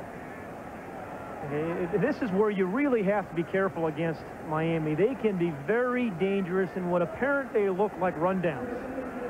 Again, the opening game against New England was 4th and 5. They threw a bomb. So, you know, you're just always careful against Miami. Brett Wallerstad is coming here at linebacker. He started the year with the Arizona Cardinals, number 91. Hand off. Parmalee got more than a first down. He spins his way to the Cincinnati end of the field to the 48. Corey Sawyer made the stop. Everybody slammed inside, bunched it up, and Parmalee skipped outside. Yeah, if you can bounce outside on a short yardage run, you have a chance to not only have a first down, but a real big play, because everybody's around the line of scrimmage. He bounced out left, and those are the last 2 defenders that really got their hands on Parmalee. Otherwise, he's going to go a lot farther. Parmalee, probably not that well known to our viewing audience, a free agent in '92 out of Ball State. Hasn't played all that much. He's been a very good special teams player. Now getting a lot of activity at running back. Higgs has come in replacing him. Higgs is grounded immediately. He's going to lose a yard or 2 on that one. Good penetration. Keith Rucker, number 95. Now, Rucker is playing with Cincinnati because Buddy Ryan thought he was too fat, so he cut him. And they're glad to have him. He is large. He's 340 pounds, but what Keith Rucker does, I mean, he can jam up that middle, and there are no cutbacks when big old number 95 kind of hangs around the middle. And he's going to occupy a lot of turf. And he does hang there. 2nd down and 11. A loss of a yard.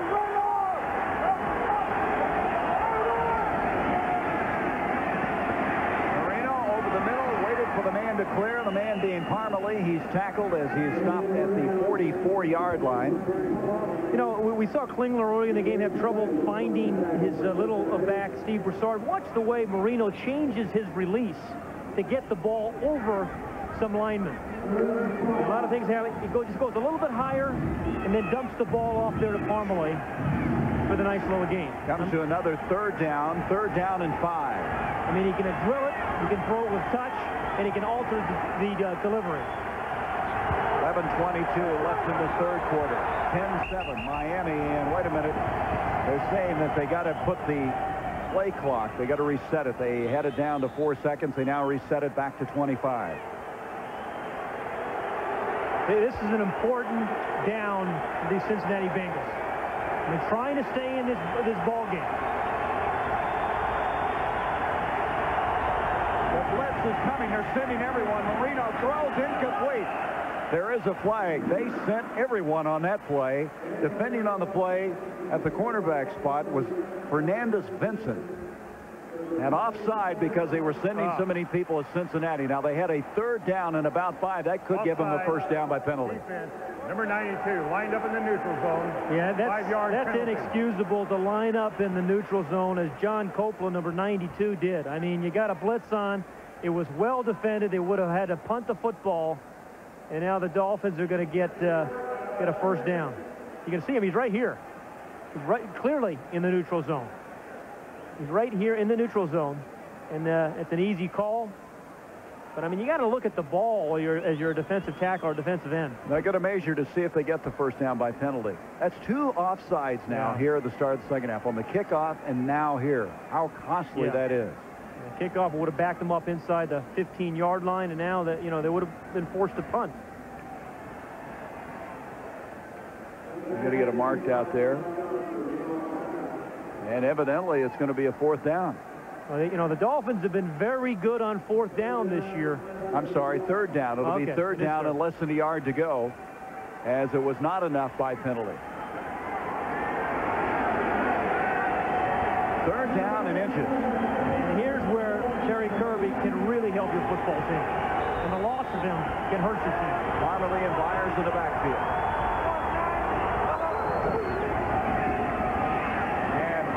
Diving forwards, got it easily to the 35-yard line. So what a costly offside penalty against Cincinnati. Yeah, in 2 different short yardage situations. One time Parmalee bounces it out wide to the left and picks up a first down. That time on a real determined run, he just runs it right up his right guard, Burt Widener, and over the center, Jeff Dallenbeck, and picks up a first. When things aren't going well, those things just amplify, don't they? They just come back and bite you in the posterior. There you go. Thank you.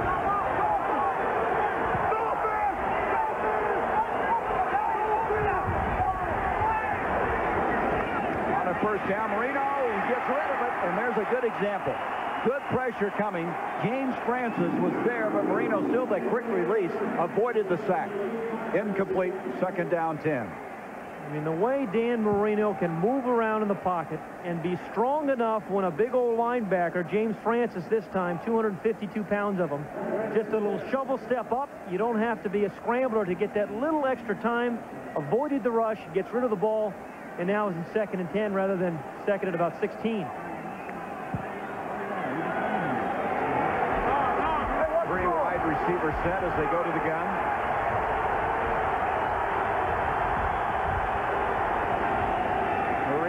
Stepping up, pressure coming, throws a rope, it's complete to Mark Ingram, and check that, Keith Jackson, and Jackson has it first down, and you talk about a pass on the button and with some authority, 19-yard completion to the tight end. Dan Marino is most dangerous when he's bouncing and then takes that little shuffle step up in the pocket. Right there, avoids the rush of Alfred Williams, feels it, doesn't see it, always has his eyes downfield.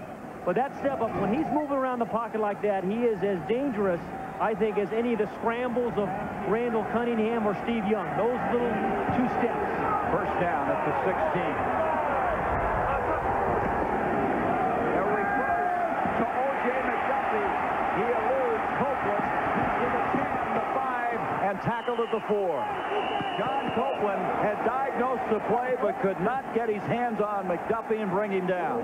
Even Marino got into the action a little bit, trying to block a linebacker. 12-yard reverse for a 1st and goal now inside the 5-yard line. Yeah, well, they got some yardage out of it, Gary, but if it wasn't well played by John Copeland, he would have scored. A pretty good shot there at the end by Mike Grimm. But even Marino was out there. He was trying to block a linebacker on that reverse. 1st and goal.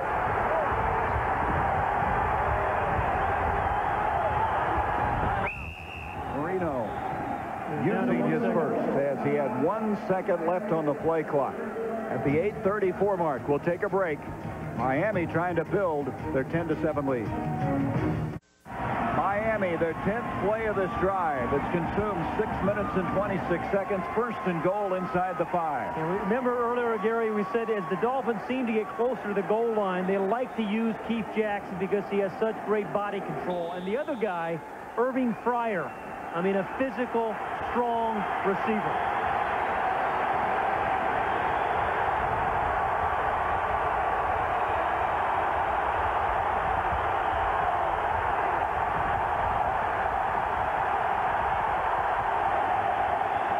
Marino looking this way into the end zone. Touchdown, Ingram. Boy, that's easy. That is easy. It was kind of like he was just telling everybody where to go. Take your time. We'll get the ball to you. You just clear, and that's exactly what happened. What poise he had on that particular play. Well, you know, he said to us yesterday, Cincinnati runs more man-for-man defense than just about anybody he had seen yet this year. He caught it inside the 10-yard line, which you don't see much in the NFL anymore. He called the audible, knew he had one-on-one with Ingram in the slot, a quick little square out, and that's as easy as it gets in the NFL. Stoyanovich now the point after with 8:30 left in this third quarter. Cincinnati going to get the football for the first time in the second half. As Stoyanovich powers it through. And so what Cincinnati feared most was an effective opening drive in the second half. This one went 69 yards in 10 plays, 17-7, the Dolphins. This telecast is presented by authority of the National Football League, and it is intended for the private use of our audience. Any rebroadcast or other use of this telecast without the express written consent of the Cincinnati Bengals and the National Football League is prohibited. Now let's go back to the touchdown that the Dolphins just had. The slot receiver is Mark Ingram. Remember, this is an audible by Dan Marino. He read man coverage, and in man coverage, defensive backs take away the inside. And that means that they have a little bit of a separation when they run outside routes, and Ingram just beat right here. You're going to see Ingram on brim. He takes away the inside, creates some separation just by the coverage, and the perfect audible by Marino, and that's really easy. As an end result, a 10-point lead now for the Dolphins. Cincinnati will get the football. Darnay Scott will bring it up. And at the 20-yard line, tackled very well. Almost had a late hit then as a Dolphin arriving very late on the scene. That was Tyrone Braxton, 34, who made the tackle, and then one of his teammates came in a little bit late. And that's what actually has caused all this. That's number 42, Chris Green, who caused that little skirmish. And now there's a flag. There is a flag at the 20 where all that happened. It's going to be a personal foul against Miami.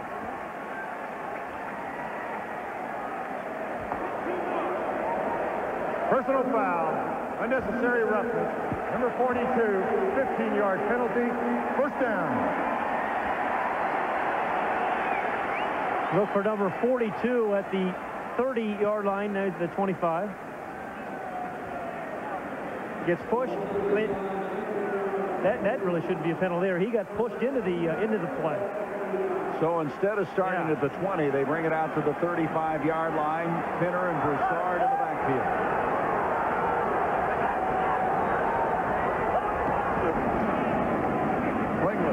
Complete to Carl Pickens. Pickens has been very quiet, and the veteran is able to pick up the first down to the 40-yard line. 25-yard gain on the play. You know, I think Carl Pickens is a guy they have to feed the ball a little bit too, Gary. I mean, this is only his 11th catch of the year, but he has 4 touchdowns. You know, the thing is, he's a big receiver. He's 6'2", and he's very good after the catch. I thought he shouldn't have run out of bounds or maybe cut back inside and try to make something happen. From the 40, first down. Cincinnati on the move. Pickens comes in motion again. Play action fake. Klinger throws it. Broussard goes down low to get it, and they get him. Maybe a couple of yards on the play. Bring up second down.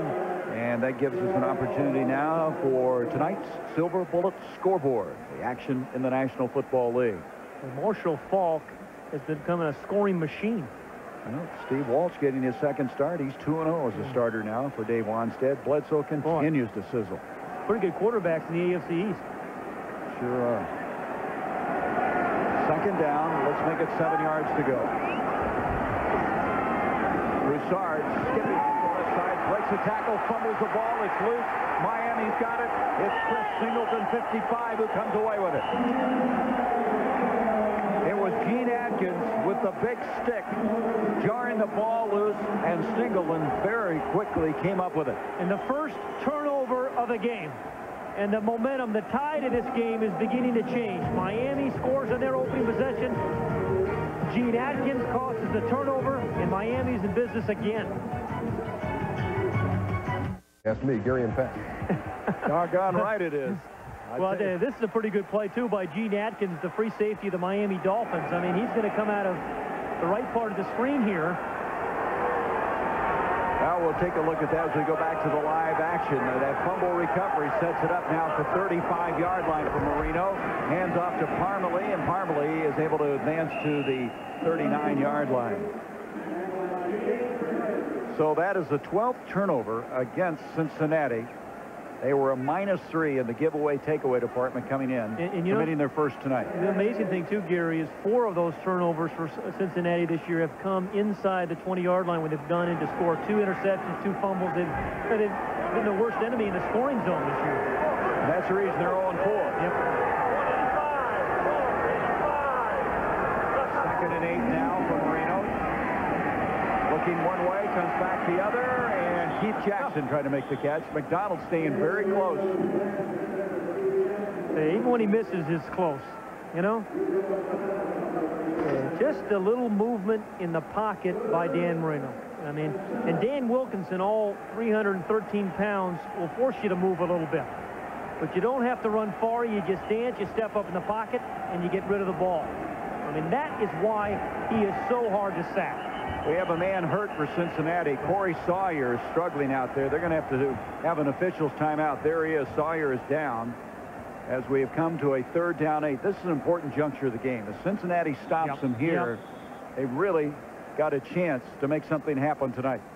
So we have a timeout. 6:26 left in the 3rd. Miami by 10.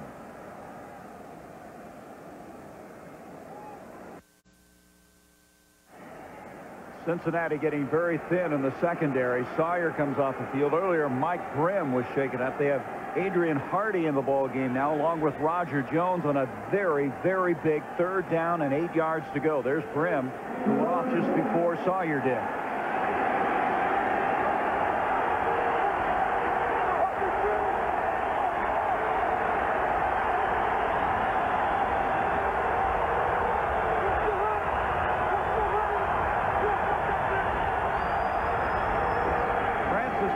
Blitz. Marino reads it, gets rid of it, and it's 4th down. Big defensive series for the Bengals. You're right, their offense turns it over, but the defense does their job.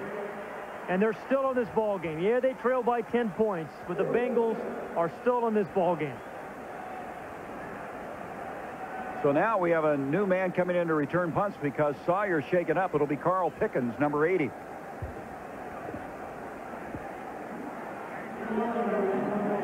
Jim Arnold to punt. 6:22 left in the 3rd. Pickens going to let it hit, and Miami's going to get a good roll out of it. There's a flag on the play. It was touched, by Miami. By the 16 or 17-yard line. And the ball goes all the way in the 5-yard line area. Andre Beavers, number 53, was in the vicinity. Let's see what the penalty's about. Illegal man downfield. So they'll be re-kicking. Had a tough time tonight with offside. Ineligible, downfield, number 53 on the kicking team. 5-yard penalty, repeat 4th down. That's the person of whom we spoke earlier, Aubrey Beavers, the rookie out of Oklahoma, their 2nd-round pick. Gary, you know, we talked about Cincinnati's defensive stand, and that really was a big one. And now, you know, with still 6:08 left in this 3rd quarter, it's up to David Klinger. I mean, we talked about him kind of becoming the quarterback of the future tonight. I mean, now is when you have to start making it happen. You can make a statement, couldn't you? Absolutely, against a very good Dolphin team. So it's up to that guy to make something happen this series. Now, Corey Sawyer is going to return the punt. He evidently shaken off the injury. He comes back replacing Carl Pickens. Arnold will punt again. This is a prettier punt. Sawyer, that's that same catch he made earlier where he looks like he doesn't have control of it, but he did, and he brings it out to the 39. 39-yard punt, a 10-yard return, and Cincinnati comes away a lot better field position-wise. So Cincinnati down by 10, 5:56 to go in the third quarter. 17-7, Corey Sawyer able to shake off the injury. Michael Brim, we understand, applied some ice to his calf. Kevin Kiley down there looking things over, to checking everything out for us. Next Sunday, we'll be in Veterans Stadium. The Philadelphia Eagles today were just absolutely sensational, beating San Francisco. They'll meet Norv Turner and the Washington Redskins. The Redskins today started Heath Schuler, his first start. Heath Schuler having a very difficult time in the ball game today. They were blitzing him all day long. The Cowboys just pounded him. And you would have a tough time saying his name. Well, Schuler and Schuler. Say that, you know, the Bengals opened this game in dramatic fashion. Their opening series, they threw that touchdown. Okay, first drive. See what's happened in the last 6. Next field goal, 4 punts and a fumble. But now they're still in the ball game. It's up to David Shula's quarterback, David Klinger, to make something happen in this drive. Get the ball to Carl Pickens a little bit.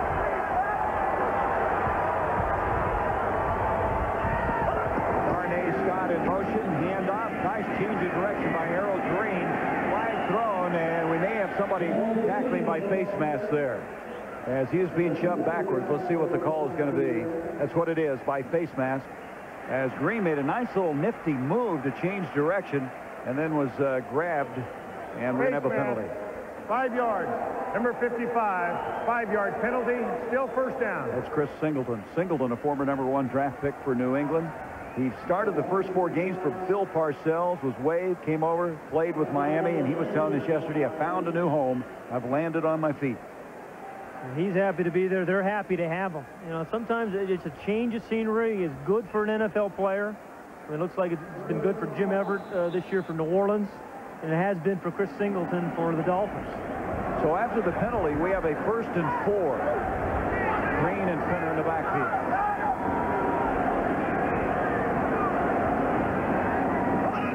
Scott comes in motion.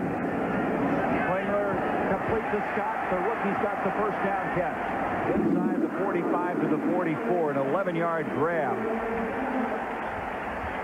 Hey, again, remember when they threw that deep ball to Darnay Scott? He caught a touchdown, they threw another deep ball, and then he comes back and runs a hook route. Now, they haven't given him many opportunities, but when they've given Darnay Scott the chance, he's made some catches. 2 of them tonight, 1 for the touchdown. That was the second one. What were the coaches telling us? When he figures it all out, he is going to be amazing. Now, he's the kind of speed, though, that can blow right by any corner in the league. First down just inside the 45. Derek Finner. Finner will wedge it forward, short of the 40, bring up a 2nd down and still 6 yards to go. Well, you got to give a lot of credit to the Cincinnati offensive line. They have been piecemeal together, losing both tackles, moving people around. Kozerski on the right side should be playing guard. Derek Brills, who they picked up from Seattle, was a guard a year ago playing center.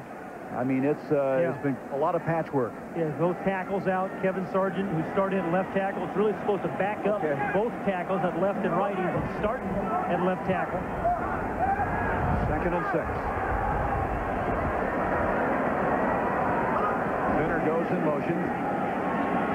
Klinger looking, and it's deflected, intercepted, and it's picked off by J.B. Brown, and Brown, so underrated on this team, is bringing it out to 45 to 50, and he takes it all the way to the Cincinnati 39.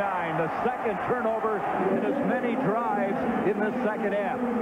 36-yard interception return. And don't hang this one on David Klinger. That was a good throw. They had 5 guys out in the pattern. He read it. He delivered it quickly. He was throwing the ball to his tight end, I believe, Tony McGee. The ball is there. Should have been caught. He plays volleyball with it, and J.B. Brown makes the interception. I mean, when things are going bad, they really start sliding on you. They had 2 turnovers in their last 2 possessions. Sets it up at the 39 of Cincinnati. The defense being called on again.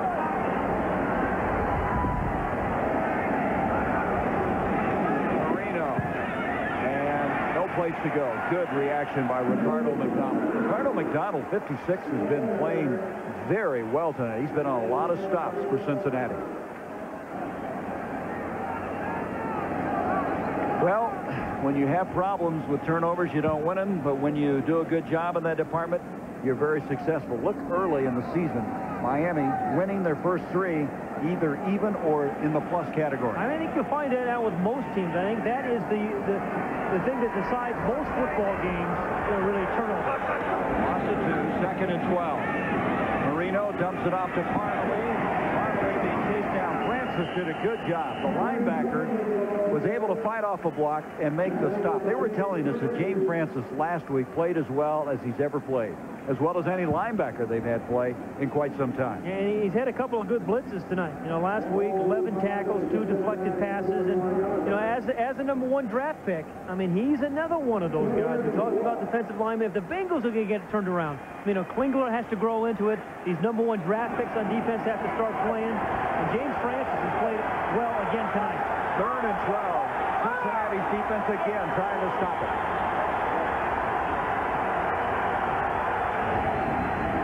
The blitz gets it to Ingram. He's hit so hard. Oh, was he belted by Corey Sawyer. It'll bring up 4th down. Ingram really paid for that one, as Sawyer was shaken up earlier, shook up this time. Mark Ingram. A well-designed blitz too, Gary, because on 3rd and 13, Marino dumped it off to a wide receiver. Even if he were not drilled by Mike Grimm, there's no way he's going to pick up the 1st down. So well-designed blitz, a perfectly timed blitz, and now they forced a Miami punt. So again, the Bengal defense has done it. They've turned it over twice, and both times the defense has done the job. They've stopped it. Here's Arnold. He'll try to pooch this one. Darrell Williams watching it hit. And Miami, did they save it? Evidently they did. They're going to save it at the 1-yard line. That was J.B. Brown who had the interception a moment ago. And now they're indicating it's a touchback. Now, this is interesting. Initially, it looked like they're going to give it to him, and then the official demonstrating what J.B. Brown did. He said he was straddling the goal line, and as an end result, made contact in the end zone, and they will have a touchback. Let's watch this.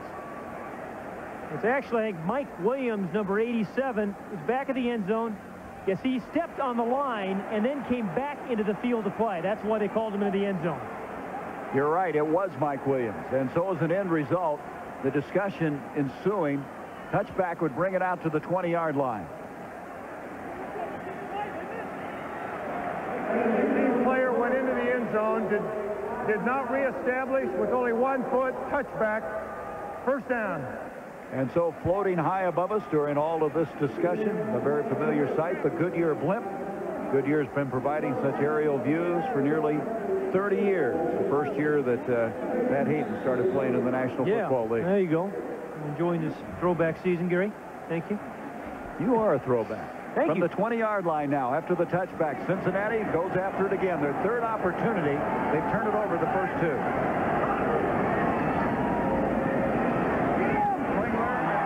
Deflection. This one is caught further up the field. A 1st down. It's volleyball. Tony McGee caught the deflection. A 12-yard completion off of Jeff Query, and then caught further up the field by McGee. It's about time they caught a break. Top of the screen. Query number 89. He volleyballs it this time to McGee, who had volleyballed it earlier to J.B. Brown. Where's Karch Karai when we need him? Perfect set. 31.5-yard line now, 1st down.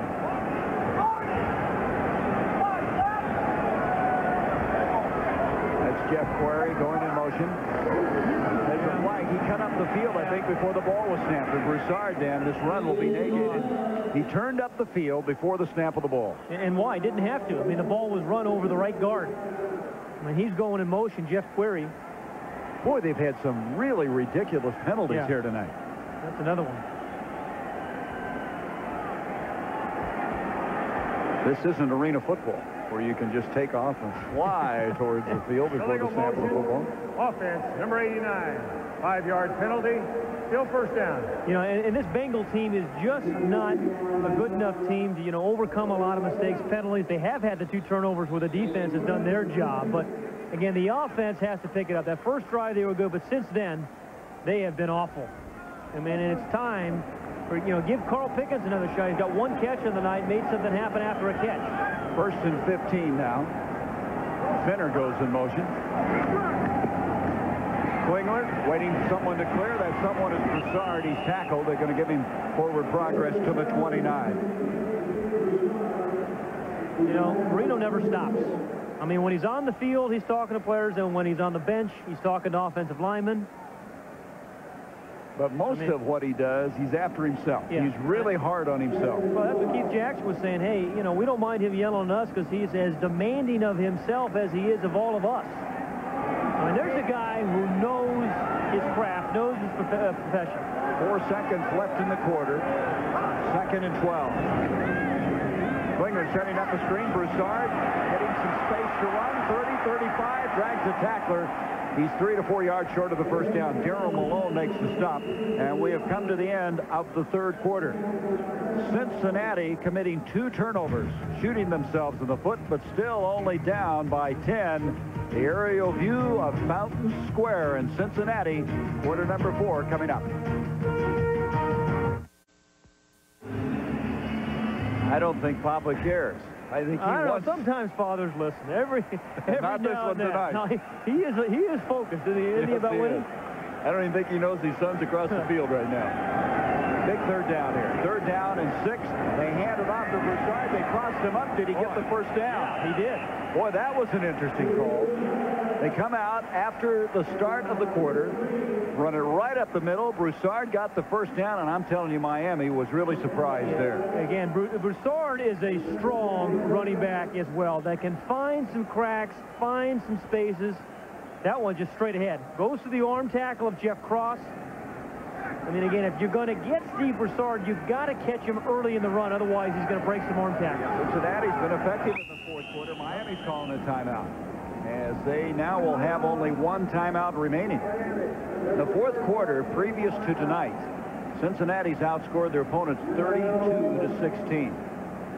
Last week, they outscored Houston 10 to nothing in the 4th quarter, still losing. So Don Shula's got to struggle still with his 35-year-old son, Dave. The father-son confrontation continues and will continue on next Sunday to Veterans Stadium. We'll get to see Randall Cunningham, the all-time leading rusher for NFL quarterbacks, who went over 20,000 yards passing today in the blasting of San Francisco and Candlestick Park. Also Herschel Walker. They used him today as a lead back to a guy you haven't probably heard about, Charlie Garner, who went over 100 yards and scored 2 touchdowns. Redskins, Eagles, Sunday, 8 o'clock. The pregame all beginning at 7:30. A lot of people didn't think the Eagles were going to have much this year, but Rich Kotite has done a pretty good job. I mean, they are scoring some points on people. And with Garner as a runner, I mean, it's a different football team. We have a 3-way tie for first right now in the NFC East, with the Giants losing today. Okay, with just starting this 4th quarter, Cincinnati's going to probably get the ball 3 more times, Jerry. And they're going to have to score at least 2 of them. Klinger, pressure coming up the middle, throws far side. Pickens, the guy you were talking about. Carl Pickens makes the catch. It's a first down, so he could be very big in this 4th quarter. That's a 14-yard completion. Yeah, I think Carl Pickens is a go-to guy waiting to happen. And that's what the Cincinnati passing offense really needs. They don't have that kind of go-to guy where you can really get in trouble, and particularly on 3rd downs. Well, he can develop into that guy if you give him a chance, because he is a strong, physical receiver.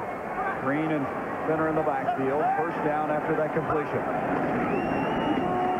They give a reverse to Darnay Scott. Scott picks it up and gets to the 41-yard line. J.B. Brown stayed home very well and turned it in and made that play not go very far at all.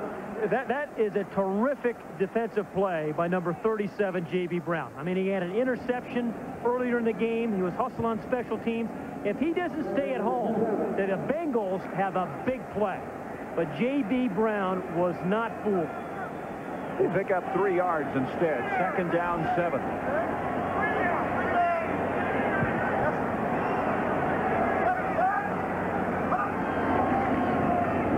To Broussard. Broussard is gobbled up. Larry Webster was the first to get there.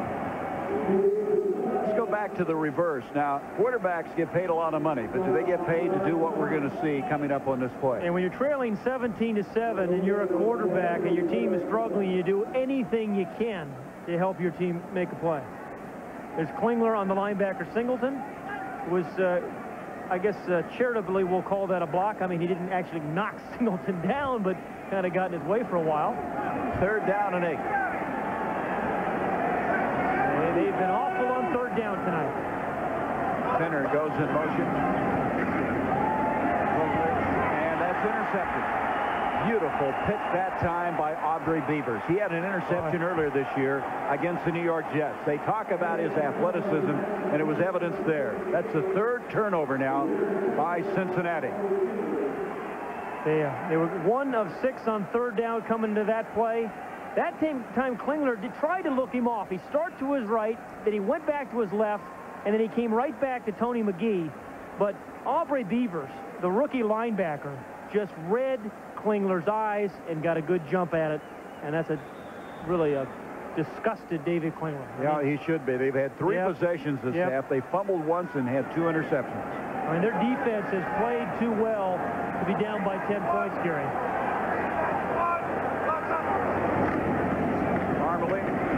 Move it forward. On the other flip side of that, their offense has played so horribly. They should be down by more. I mean, the defense really has done a remarkable job holding the top-ranked offense in the NFL to 17 points.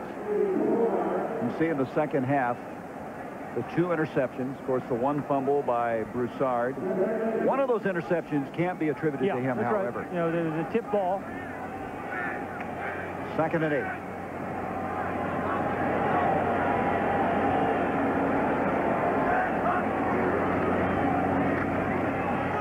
Marino, long throw, and it's there. Irving Fryer makes the catch. Rod Jones makes the tackle. 1st down. I mean, Dan really talks about his quick arm. I think he's got a quick mind. I mean, he's very, very decisive. And once he makes up his mind, the ball just comes right out of his hand like a gun. I mean, that ball is just fired out of there. And again, it gives defensive backs so little time to make up ground when the ball is in the air. If you throw it late, a defensive back can make up some ground, but not against Marino. 1st down now at the 47-yard line. 11-17 left in the game. Parmalee to the 50 and chucks across the 50 to the 49. Wilkinson was there to make the stop for the Bengals. Gary, what's going to happen first? Cincinnati is going to convert a 3rd down this second half where that Denver airport's going to get opened up. You know that. What do you think is going to happen first? Well, I don't know. They haven't figured out the baggage there yet. They're going to mark the ball right on top of the 50-yard line. I thought you were going to say, or you'll pick up the tab at dinner one of these nights. No, Denver airport's going to be open way before that. 2nd down, 7.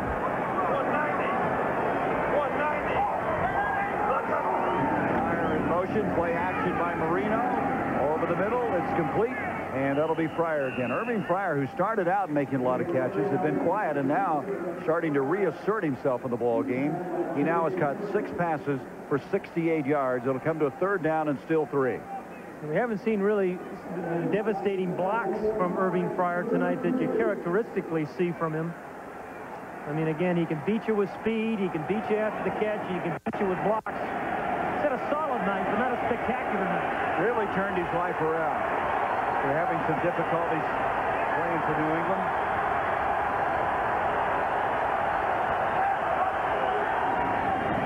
Marino, and that ball, is it caught? It is. What a catch by Fryer. Diving catch at the 35, 10-yard pickup, 1st down. The difference in throws between the interception by Klinger a moment ago and this throw and catch between Marino and Fryer. Klinger got it picked off because he didn't lead him quite enough. I mean, that is as good a coverage as you're going to find from Rod Jones. I mean, perfect coverage. But just a beautiful throw by Marino. Only place that Irving Fryer can catch it away from the defender. Marino now 23 of 30, 189 yards, 2 touchdowns. That's a heck of a throw. From the 35, Marino going up top. Ingram He got bumped downfield, Gary. Mike Grimm was the guy who collided with him, no flag, and Ingram is in disbelief, running back, pleading his cause, but it'll come back to a second down. Yeah, and Ingram is right, because remember, you can only bump in those first 5 yards. Watch down here, but it's going to be way down here where he's actually bumped. He's past the 5-yard mark. Gets hit there, right? That should have been a penalty. Brings it back to the 35.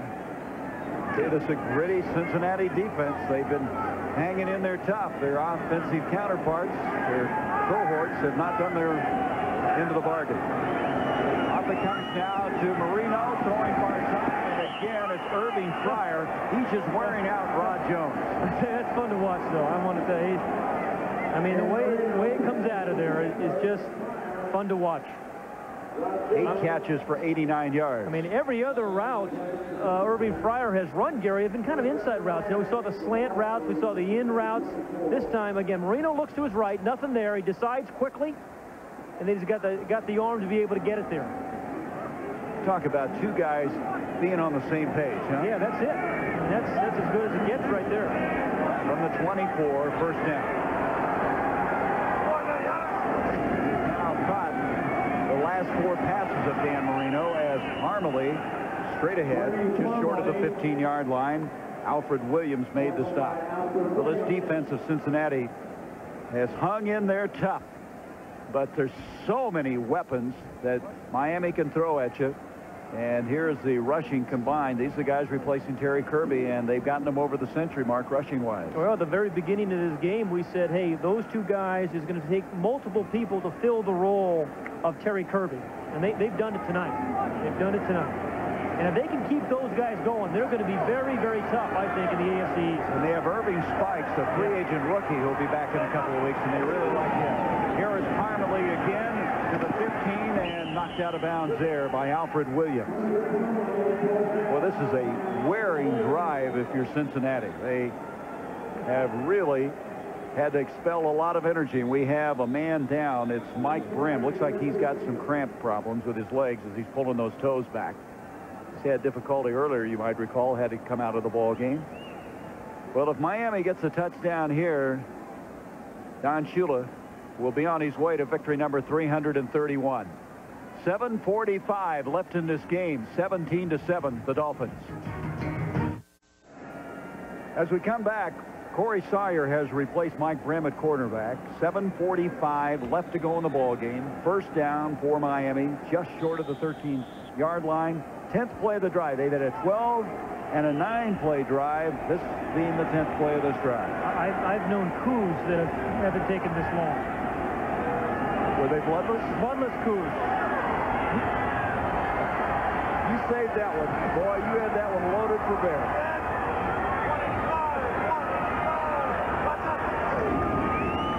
To Byers, and no place to go. Hey, the defense of the Bengals have not given up. Well, they have fought off all the mistakes that their offense has committed in the second half. A fumble and 2 interceptions. And right now, it's a second down, still 10 yards to go. Alfred Williams playing a strong game, tall, linear type guy. Had a couple of sacks last week. You know, if the defense continues to play like this, Gary, they're going to win some games. I mean, you know, I don't know whether it's going to be 2 or 5 or 8, but the only problem is it gets so tough. They go to Pittsburgh, Cleveland, home against Dallas. Next week they're off. They have a bye. They make it 2 then. You convinced me. And another timeout, and that's the last timeout for Miami. They've used them all with 6:38 left in the game. We come back, it'll be second down and 11 as Marino trying to put the finishing touches on. 17-7, and now a lesson in Geography 101. Here's Pat Haden. Well, here's the good old Ohio River. Here's Kentucky, where they run the Derby up here. State of Ohio down here. And, you know, if you cross the river here, you get right back over to Kentucky. You land in Kentucky when you're flying to Cincinnati. Very good. That's Covington, Kentucky, I believe. Is that where the airport is? Yeah.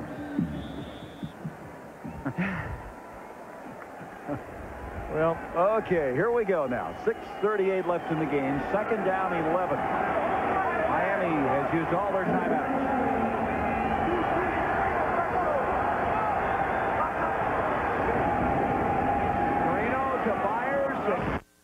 out of bounds at the 10-yard line. How about the one-handed stab there by Byers? You talked about how large his hands were. I mean, that was a pretty good example of it. I mean, he just stuck out, I think it was his left paw. He is left-handed, but just kind of sucked that ball up. Disappeared in his hand. He's a native Ohioan, grew up in Dayton, played at Ohio State. It'll bring up now a 3rd down and 7 from the 10-yard line. And here is where Marino is so tough on these 3rd downs. I mean, some guys scramble, some guys make big plays, but on 3rd and 4th down, he is the best.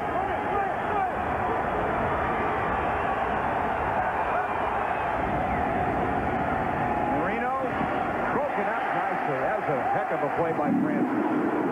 James Francis reaching around a pass intended for Keith Jackson, so they'll have to settle for the field goal. Yeah, I tell you, if David Shula's going to build on something, it's going to be the way his defense has played tonight, Gary. I mean, and James Francis just made a heck of a play right there. He had the coverage that he wanted. You know, Jackson was trying to screen him with his body, but Francis came around and knocked it out with his left hand without the pass interference. Stoyanovich to come in and attempt the field goal. Earlier, he hit one from 28 yards. This will be a 27-yarder. Out of the hold of Jim Arnold, and boy, he gets that ball up in a hurry and gets it through and builds the Dolphins lead 20-7 with 5:58 left. So Stoyanovich, who had missed 3 in a row, comes in tonight and hits both of his opportunities.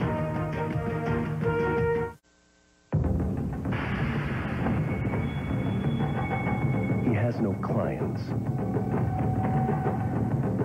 no conferences, no appointments, no schedules. For contemporary man, that kind of freedom is found in a different form. El Dorado. With the North Star System by Cadillac. What you see here is a busy business traveler paying his phone bill. That's because he's staying at Courtyard by Marriott, where, when you apply for a new AT&T corporate calling card, you'll be sent a certificate worth $10 of AT&T long-distance calls. So when you stay at Courtyard, you'll not only leave refreshed for the next business day, you'll feel pretty good at the end of the month, too. For details or reservations, call Courtyard at 800-321-2211. Imagine video like you see in the movies. Graphics you want to reach out and touch. Numbers that fall into place instantly. If that's what you want from your PC, then there's one thing you'll want to have inside it. Because there's one thing that runs all your PC software best. The Intel Pentium processor. 20-7, Miami. 5:58 left in the game. Stoyanovich to kick off. This game started with Cincinnati striking first on a 51-yard touchdown pass, but way back in the first quarter, they led 7-0. Had to cut 7-3 and then trailed at halftime 10-7. And since that time, a mistake-prone Cincinnati team has fallen in the rears, now trailing 20-7. Ball and Green. Now Harold Green goes back to receive this kickoff.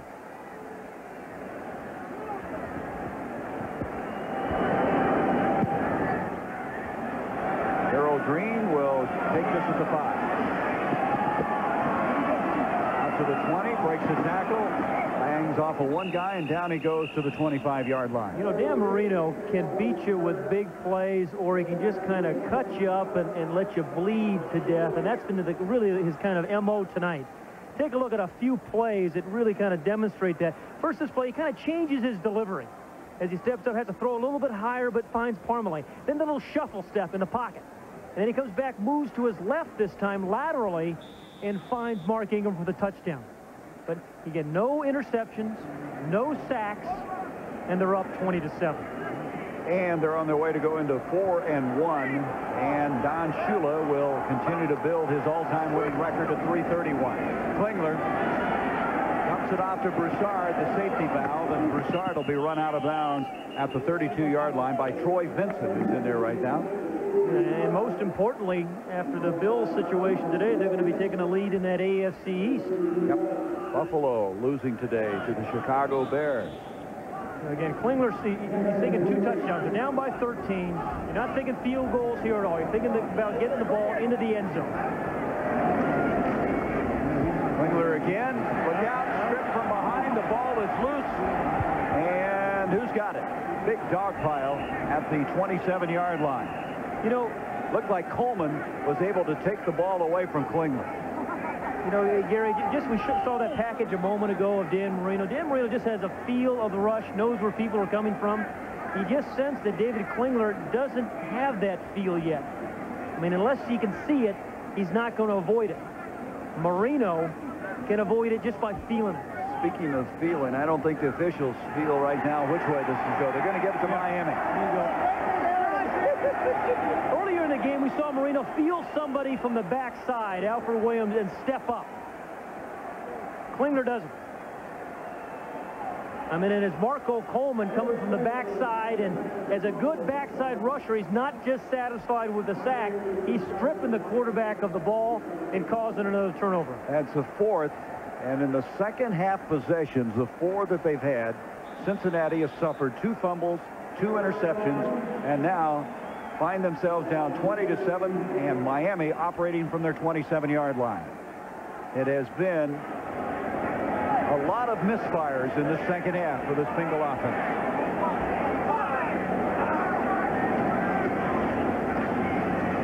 Parmalee trying to go wide. Nice play that time by Francis. They're going to call a timeout, so Cincinnati has 2 timeouts left. Well, you know, I think what Don Shula at least is thinking about is, hey, we're up by 13 points right now. Let's kick a field goal here. You know, make it a 16-point game, and let's get Marino out of this thing. I mean, you'd love to give Bernie Kosar a chance. Well, this guy has been coaching 32 years, but we're not going to go back quite that far. We're going to go back to 1984. Bernie Kosar and Dan Marino, now teammates. Bernie, of course, couldn't wear number 20 in the NFL because the quarterback cannot have a number over 19. Well, Bernie had a great year at Miami that year, University of Miami. What people don't remember, he was a quarterback in that Doug Flutie game. Yeah, he threw for over 400 yards that game. And remember, Marino in 1984 was the year he set all the NFL records. What was it, 48 touchdown passes, 5,000 yards, and most growls and frowns that year. Most what?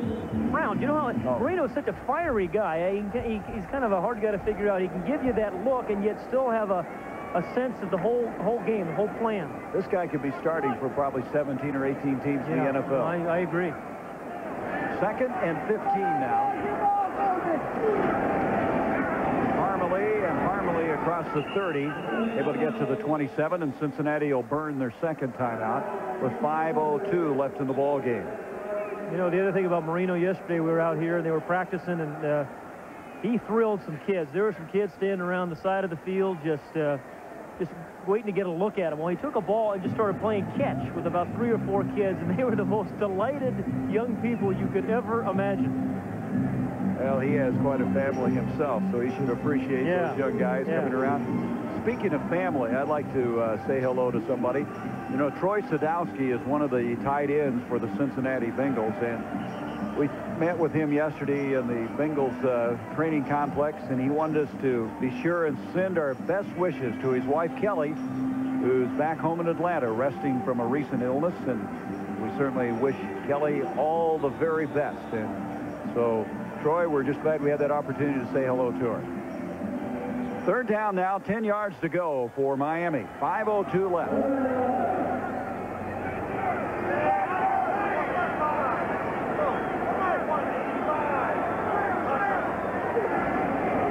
Parmalee, boy, is this guy taking off. Looks like he was shot out of a gun as he takes it to the 15-yard line. You know, in talking to some of the players, they were very excited about Bernie Parmalee getting a chance to play football. Yeah, you know, he's the kind of back the Dolphins like to have in there every down because he can run and catch. I mean, Mark Higgs has had a nice night running the football, but he's not the multiple kind of back that you can have with Bernie Parmalee, a guy who can run, catch the ball in the backfield. He's a pretty good blocker. We've been told that Darnay Scott has been taken off the field on a cart. We'll try to get an update on his injury, the rookie from San Diego State. The Stadium Show postgame will have Dan Marino and also father and son, Don and Dave Shula, this historical confrontation tonight. I would say this. Dave and his team hung tough. They're not going to win this game tonight, but they weren't embarrassed. I think a lot of people thought this could be an embarrassing night for the 35-year-old son. Yeah, it's a bottom-line business. Dave Shula said to us this week, though, I know I have to win. I mean, I'm not going to remain the head coach just because I'm Don Shula's son. He knows he has to get it done. They're going to go to 0-5, but the defense has begun to come around.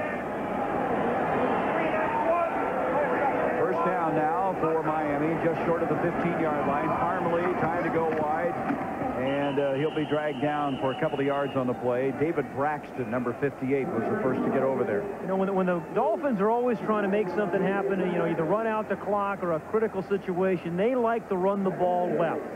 And that's because Richmond Webb and Keith Sims are on that side.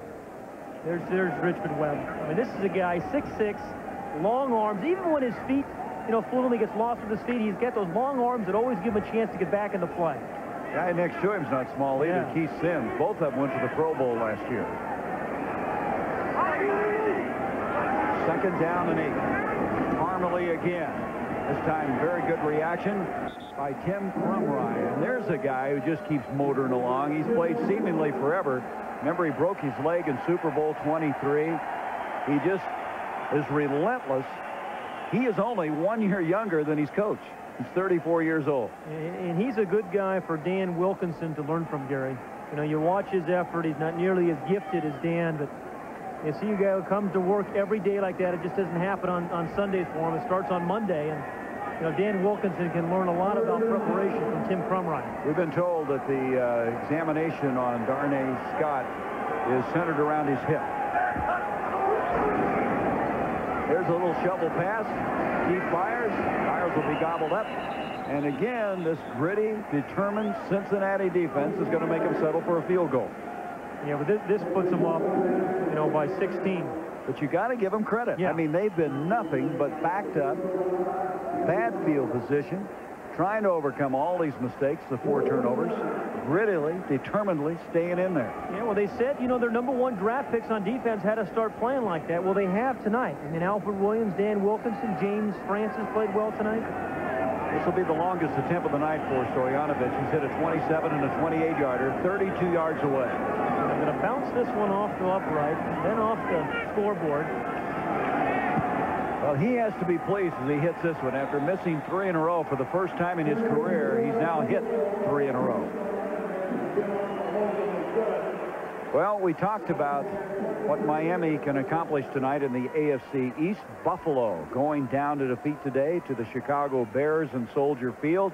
As an end result, all by themselves in first place, the Dolphins. Then look, comes Buffalo and New England now, who's won 3 in a row. And Gary, I think the key to the AFC this year is to make sure you're not going to Buffalo in late January for a playoff game. I mean, if you're anybody's going to knock Buffalo out, I think they're going to have to do it on their home turf, not up there. Well, next week it will be Miami against Buffalo in Rich Stadium. You know, Don Shula said, I'm very proud that my son's standing on the other sideline, but he said, once this game gets started, I want to beat him. They were so competitive, whether they play tennis or checkers or whatever it may be. Dave will go to 0-5, 8-29 in his career. And he also becomes the 222nd head coach that his father has defeated in his career. Well, he started with his dad as the guy who used to pour the Gatorade in the glasses in the cups. Moved up to what clipboard, ball boy, and then carried the clipboard for a while. Ball and Green back deep. Stoyanovich to Green. Green ahead of steam, comes across the 30 to the 33-yard line. He'll be tackled there. Well, I've been inside a blimp before, but Pat hasn't, so we're going to take him high above in the Goodyear blimp. Here's the guy. Still thinks that Vince Lombardi's in the $50 bill. Look at him. Yeah, there. No, Vince is not on the 50. I tell you, that is a real trip getting up there, being on that, and getting a chance to. It's noisier than I thought it would be.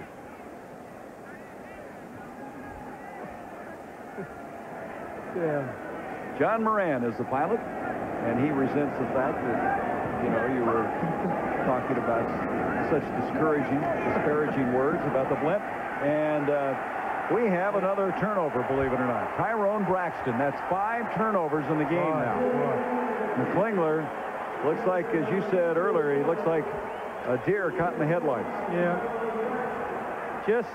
I mean, it's a discouraging night. Some of these interceptions have not been his fault. A few of them have, though. But I'll tell you, if you're battling confidence, as this team is and this quarterback is, I don't care whose fault it is, it's just going to make it very, very tough in his next game. 5 possessions, 5 turnovers in the second half for Cincinnati.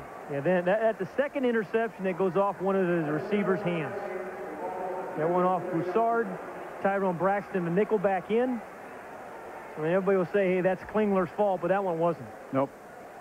Earlier, Tony McGee, one off of his hands that was intercepted. So Tyrone Braxton, who started for the Denver Broncos last year, coming up with the interception, but sets it up at the 30. But, Gary, until a quarterback does it in the game, in a fourth quarter, finds a way to win, his teammates aren't going to believe him. Klingler's got to find a way to do it at some point. Handoff this time to James Saxon, number 22. First carry of the ball game. Gary, I'm just shocked that Marino's in. I'd get him out. I mean, they're up 23-7. Well, this seems to be a mentality, though, Pat. Remember 2 weeks ago, Joe Montana, the Atlanta-Kansas City game. Marty Schottenheimer kept him in. I'm not sure I understand that thinking. Troy Aikman stayed in today for Dallas. 2-minute warning. 23-7, Miami. 2 minutes left in this historic confrontation between father and son, and the father getting the better of it with a 23-7 lead, and that gives us an opportunity now to announce our Cadillac player of the game, Dan Marino. Dan Marino type numbers, 26 for 35, 204 yards, 2 touchdowns. And as you documented a while ago, Pat, he threw them from every area to every receiver, really spread it around. Second down and 3 now as we come back for Miami. Here is Saxon carrying inside the 20 to the 16-yard line. And one of the big questions for the Dolphins coming into this game, Gary, was how were they going to replace Terry Kirby? Well, it took 2 guys to do it, Mark Higgs and Bernie Parmalee, but I think they may have found an answer. No one can stop the clock. Both teams are out of timeouts. 1:37 left in the ball game. You know, we're talking about the AFC Central off next week. But then Cincinnati goes to Pittsburgh, goes to Cleveland. They're home against Dallas. They tied with Kansas City for the toughest schedule in the NFL. And that's not good news when you're 0-5.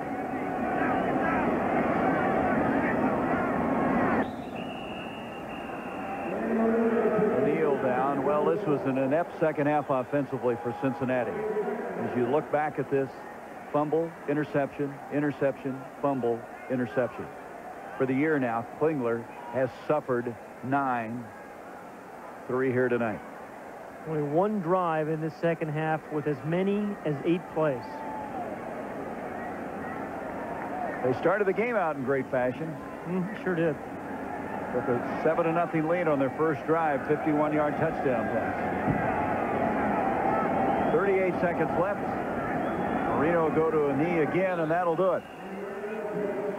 So Don Shula, 331 wins for the 64-year-old man. As he meets his son Dave, still looking for his first victory this season, now goes to 0-5.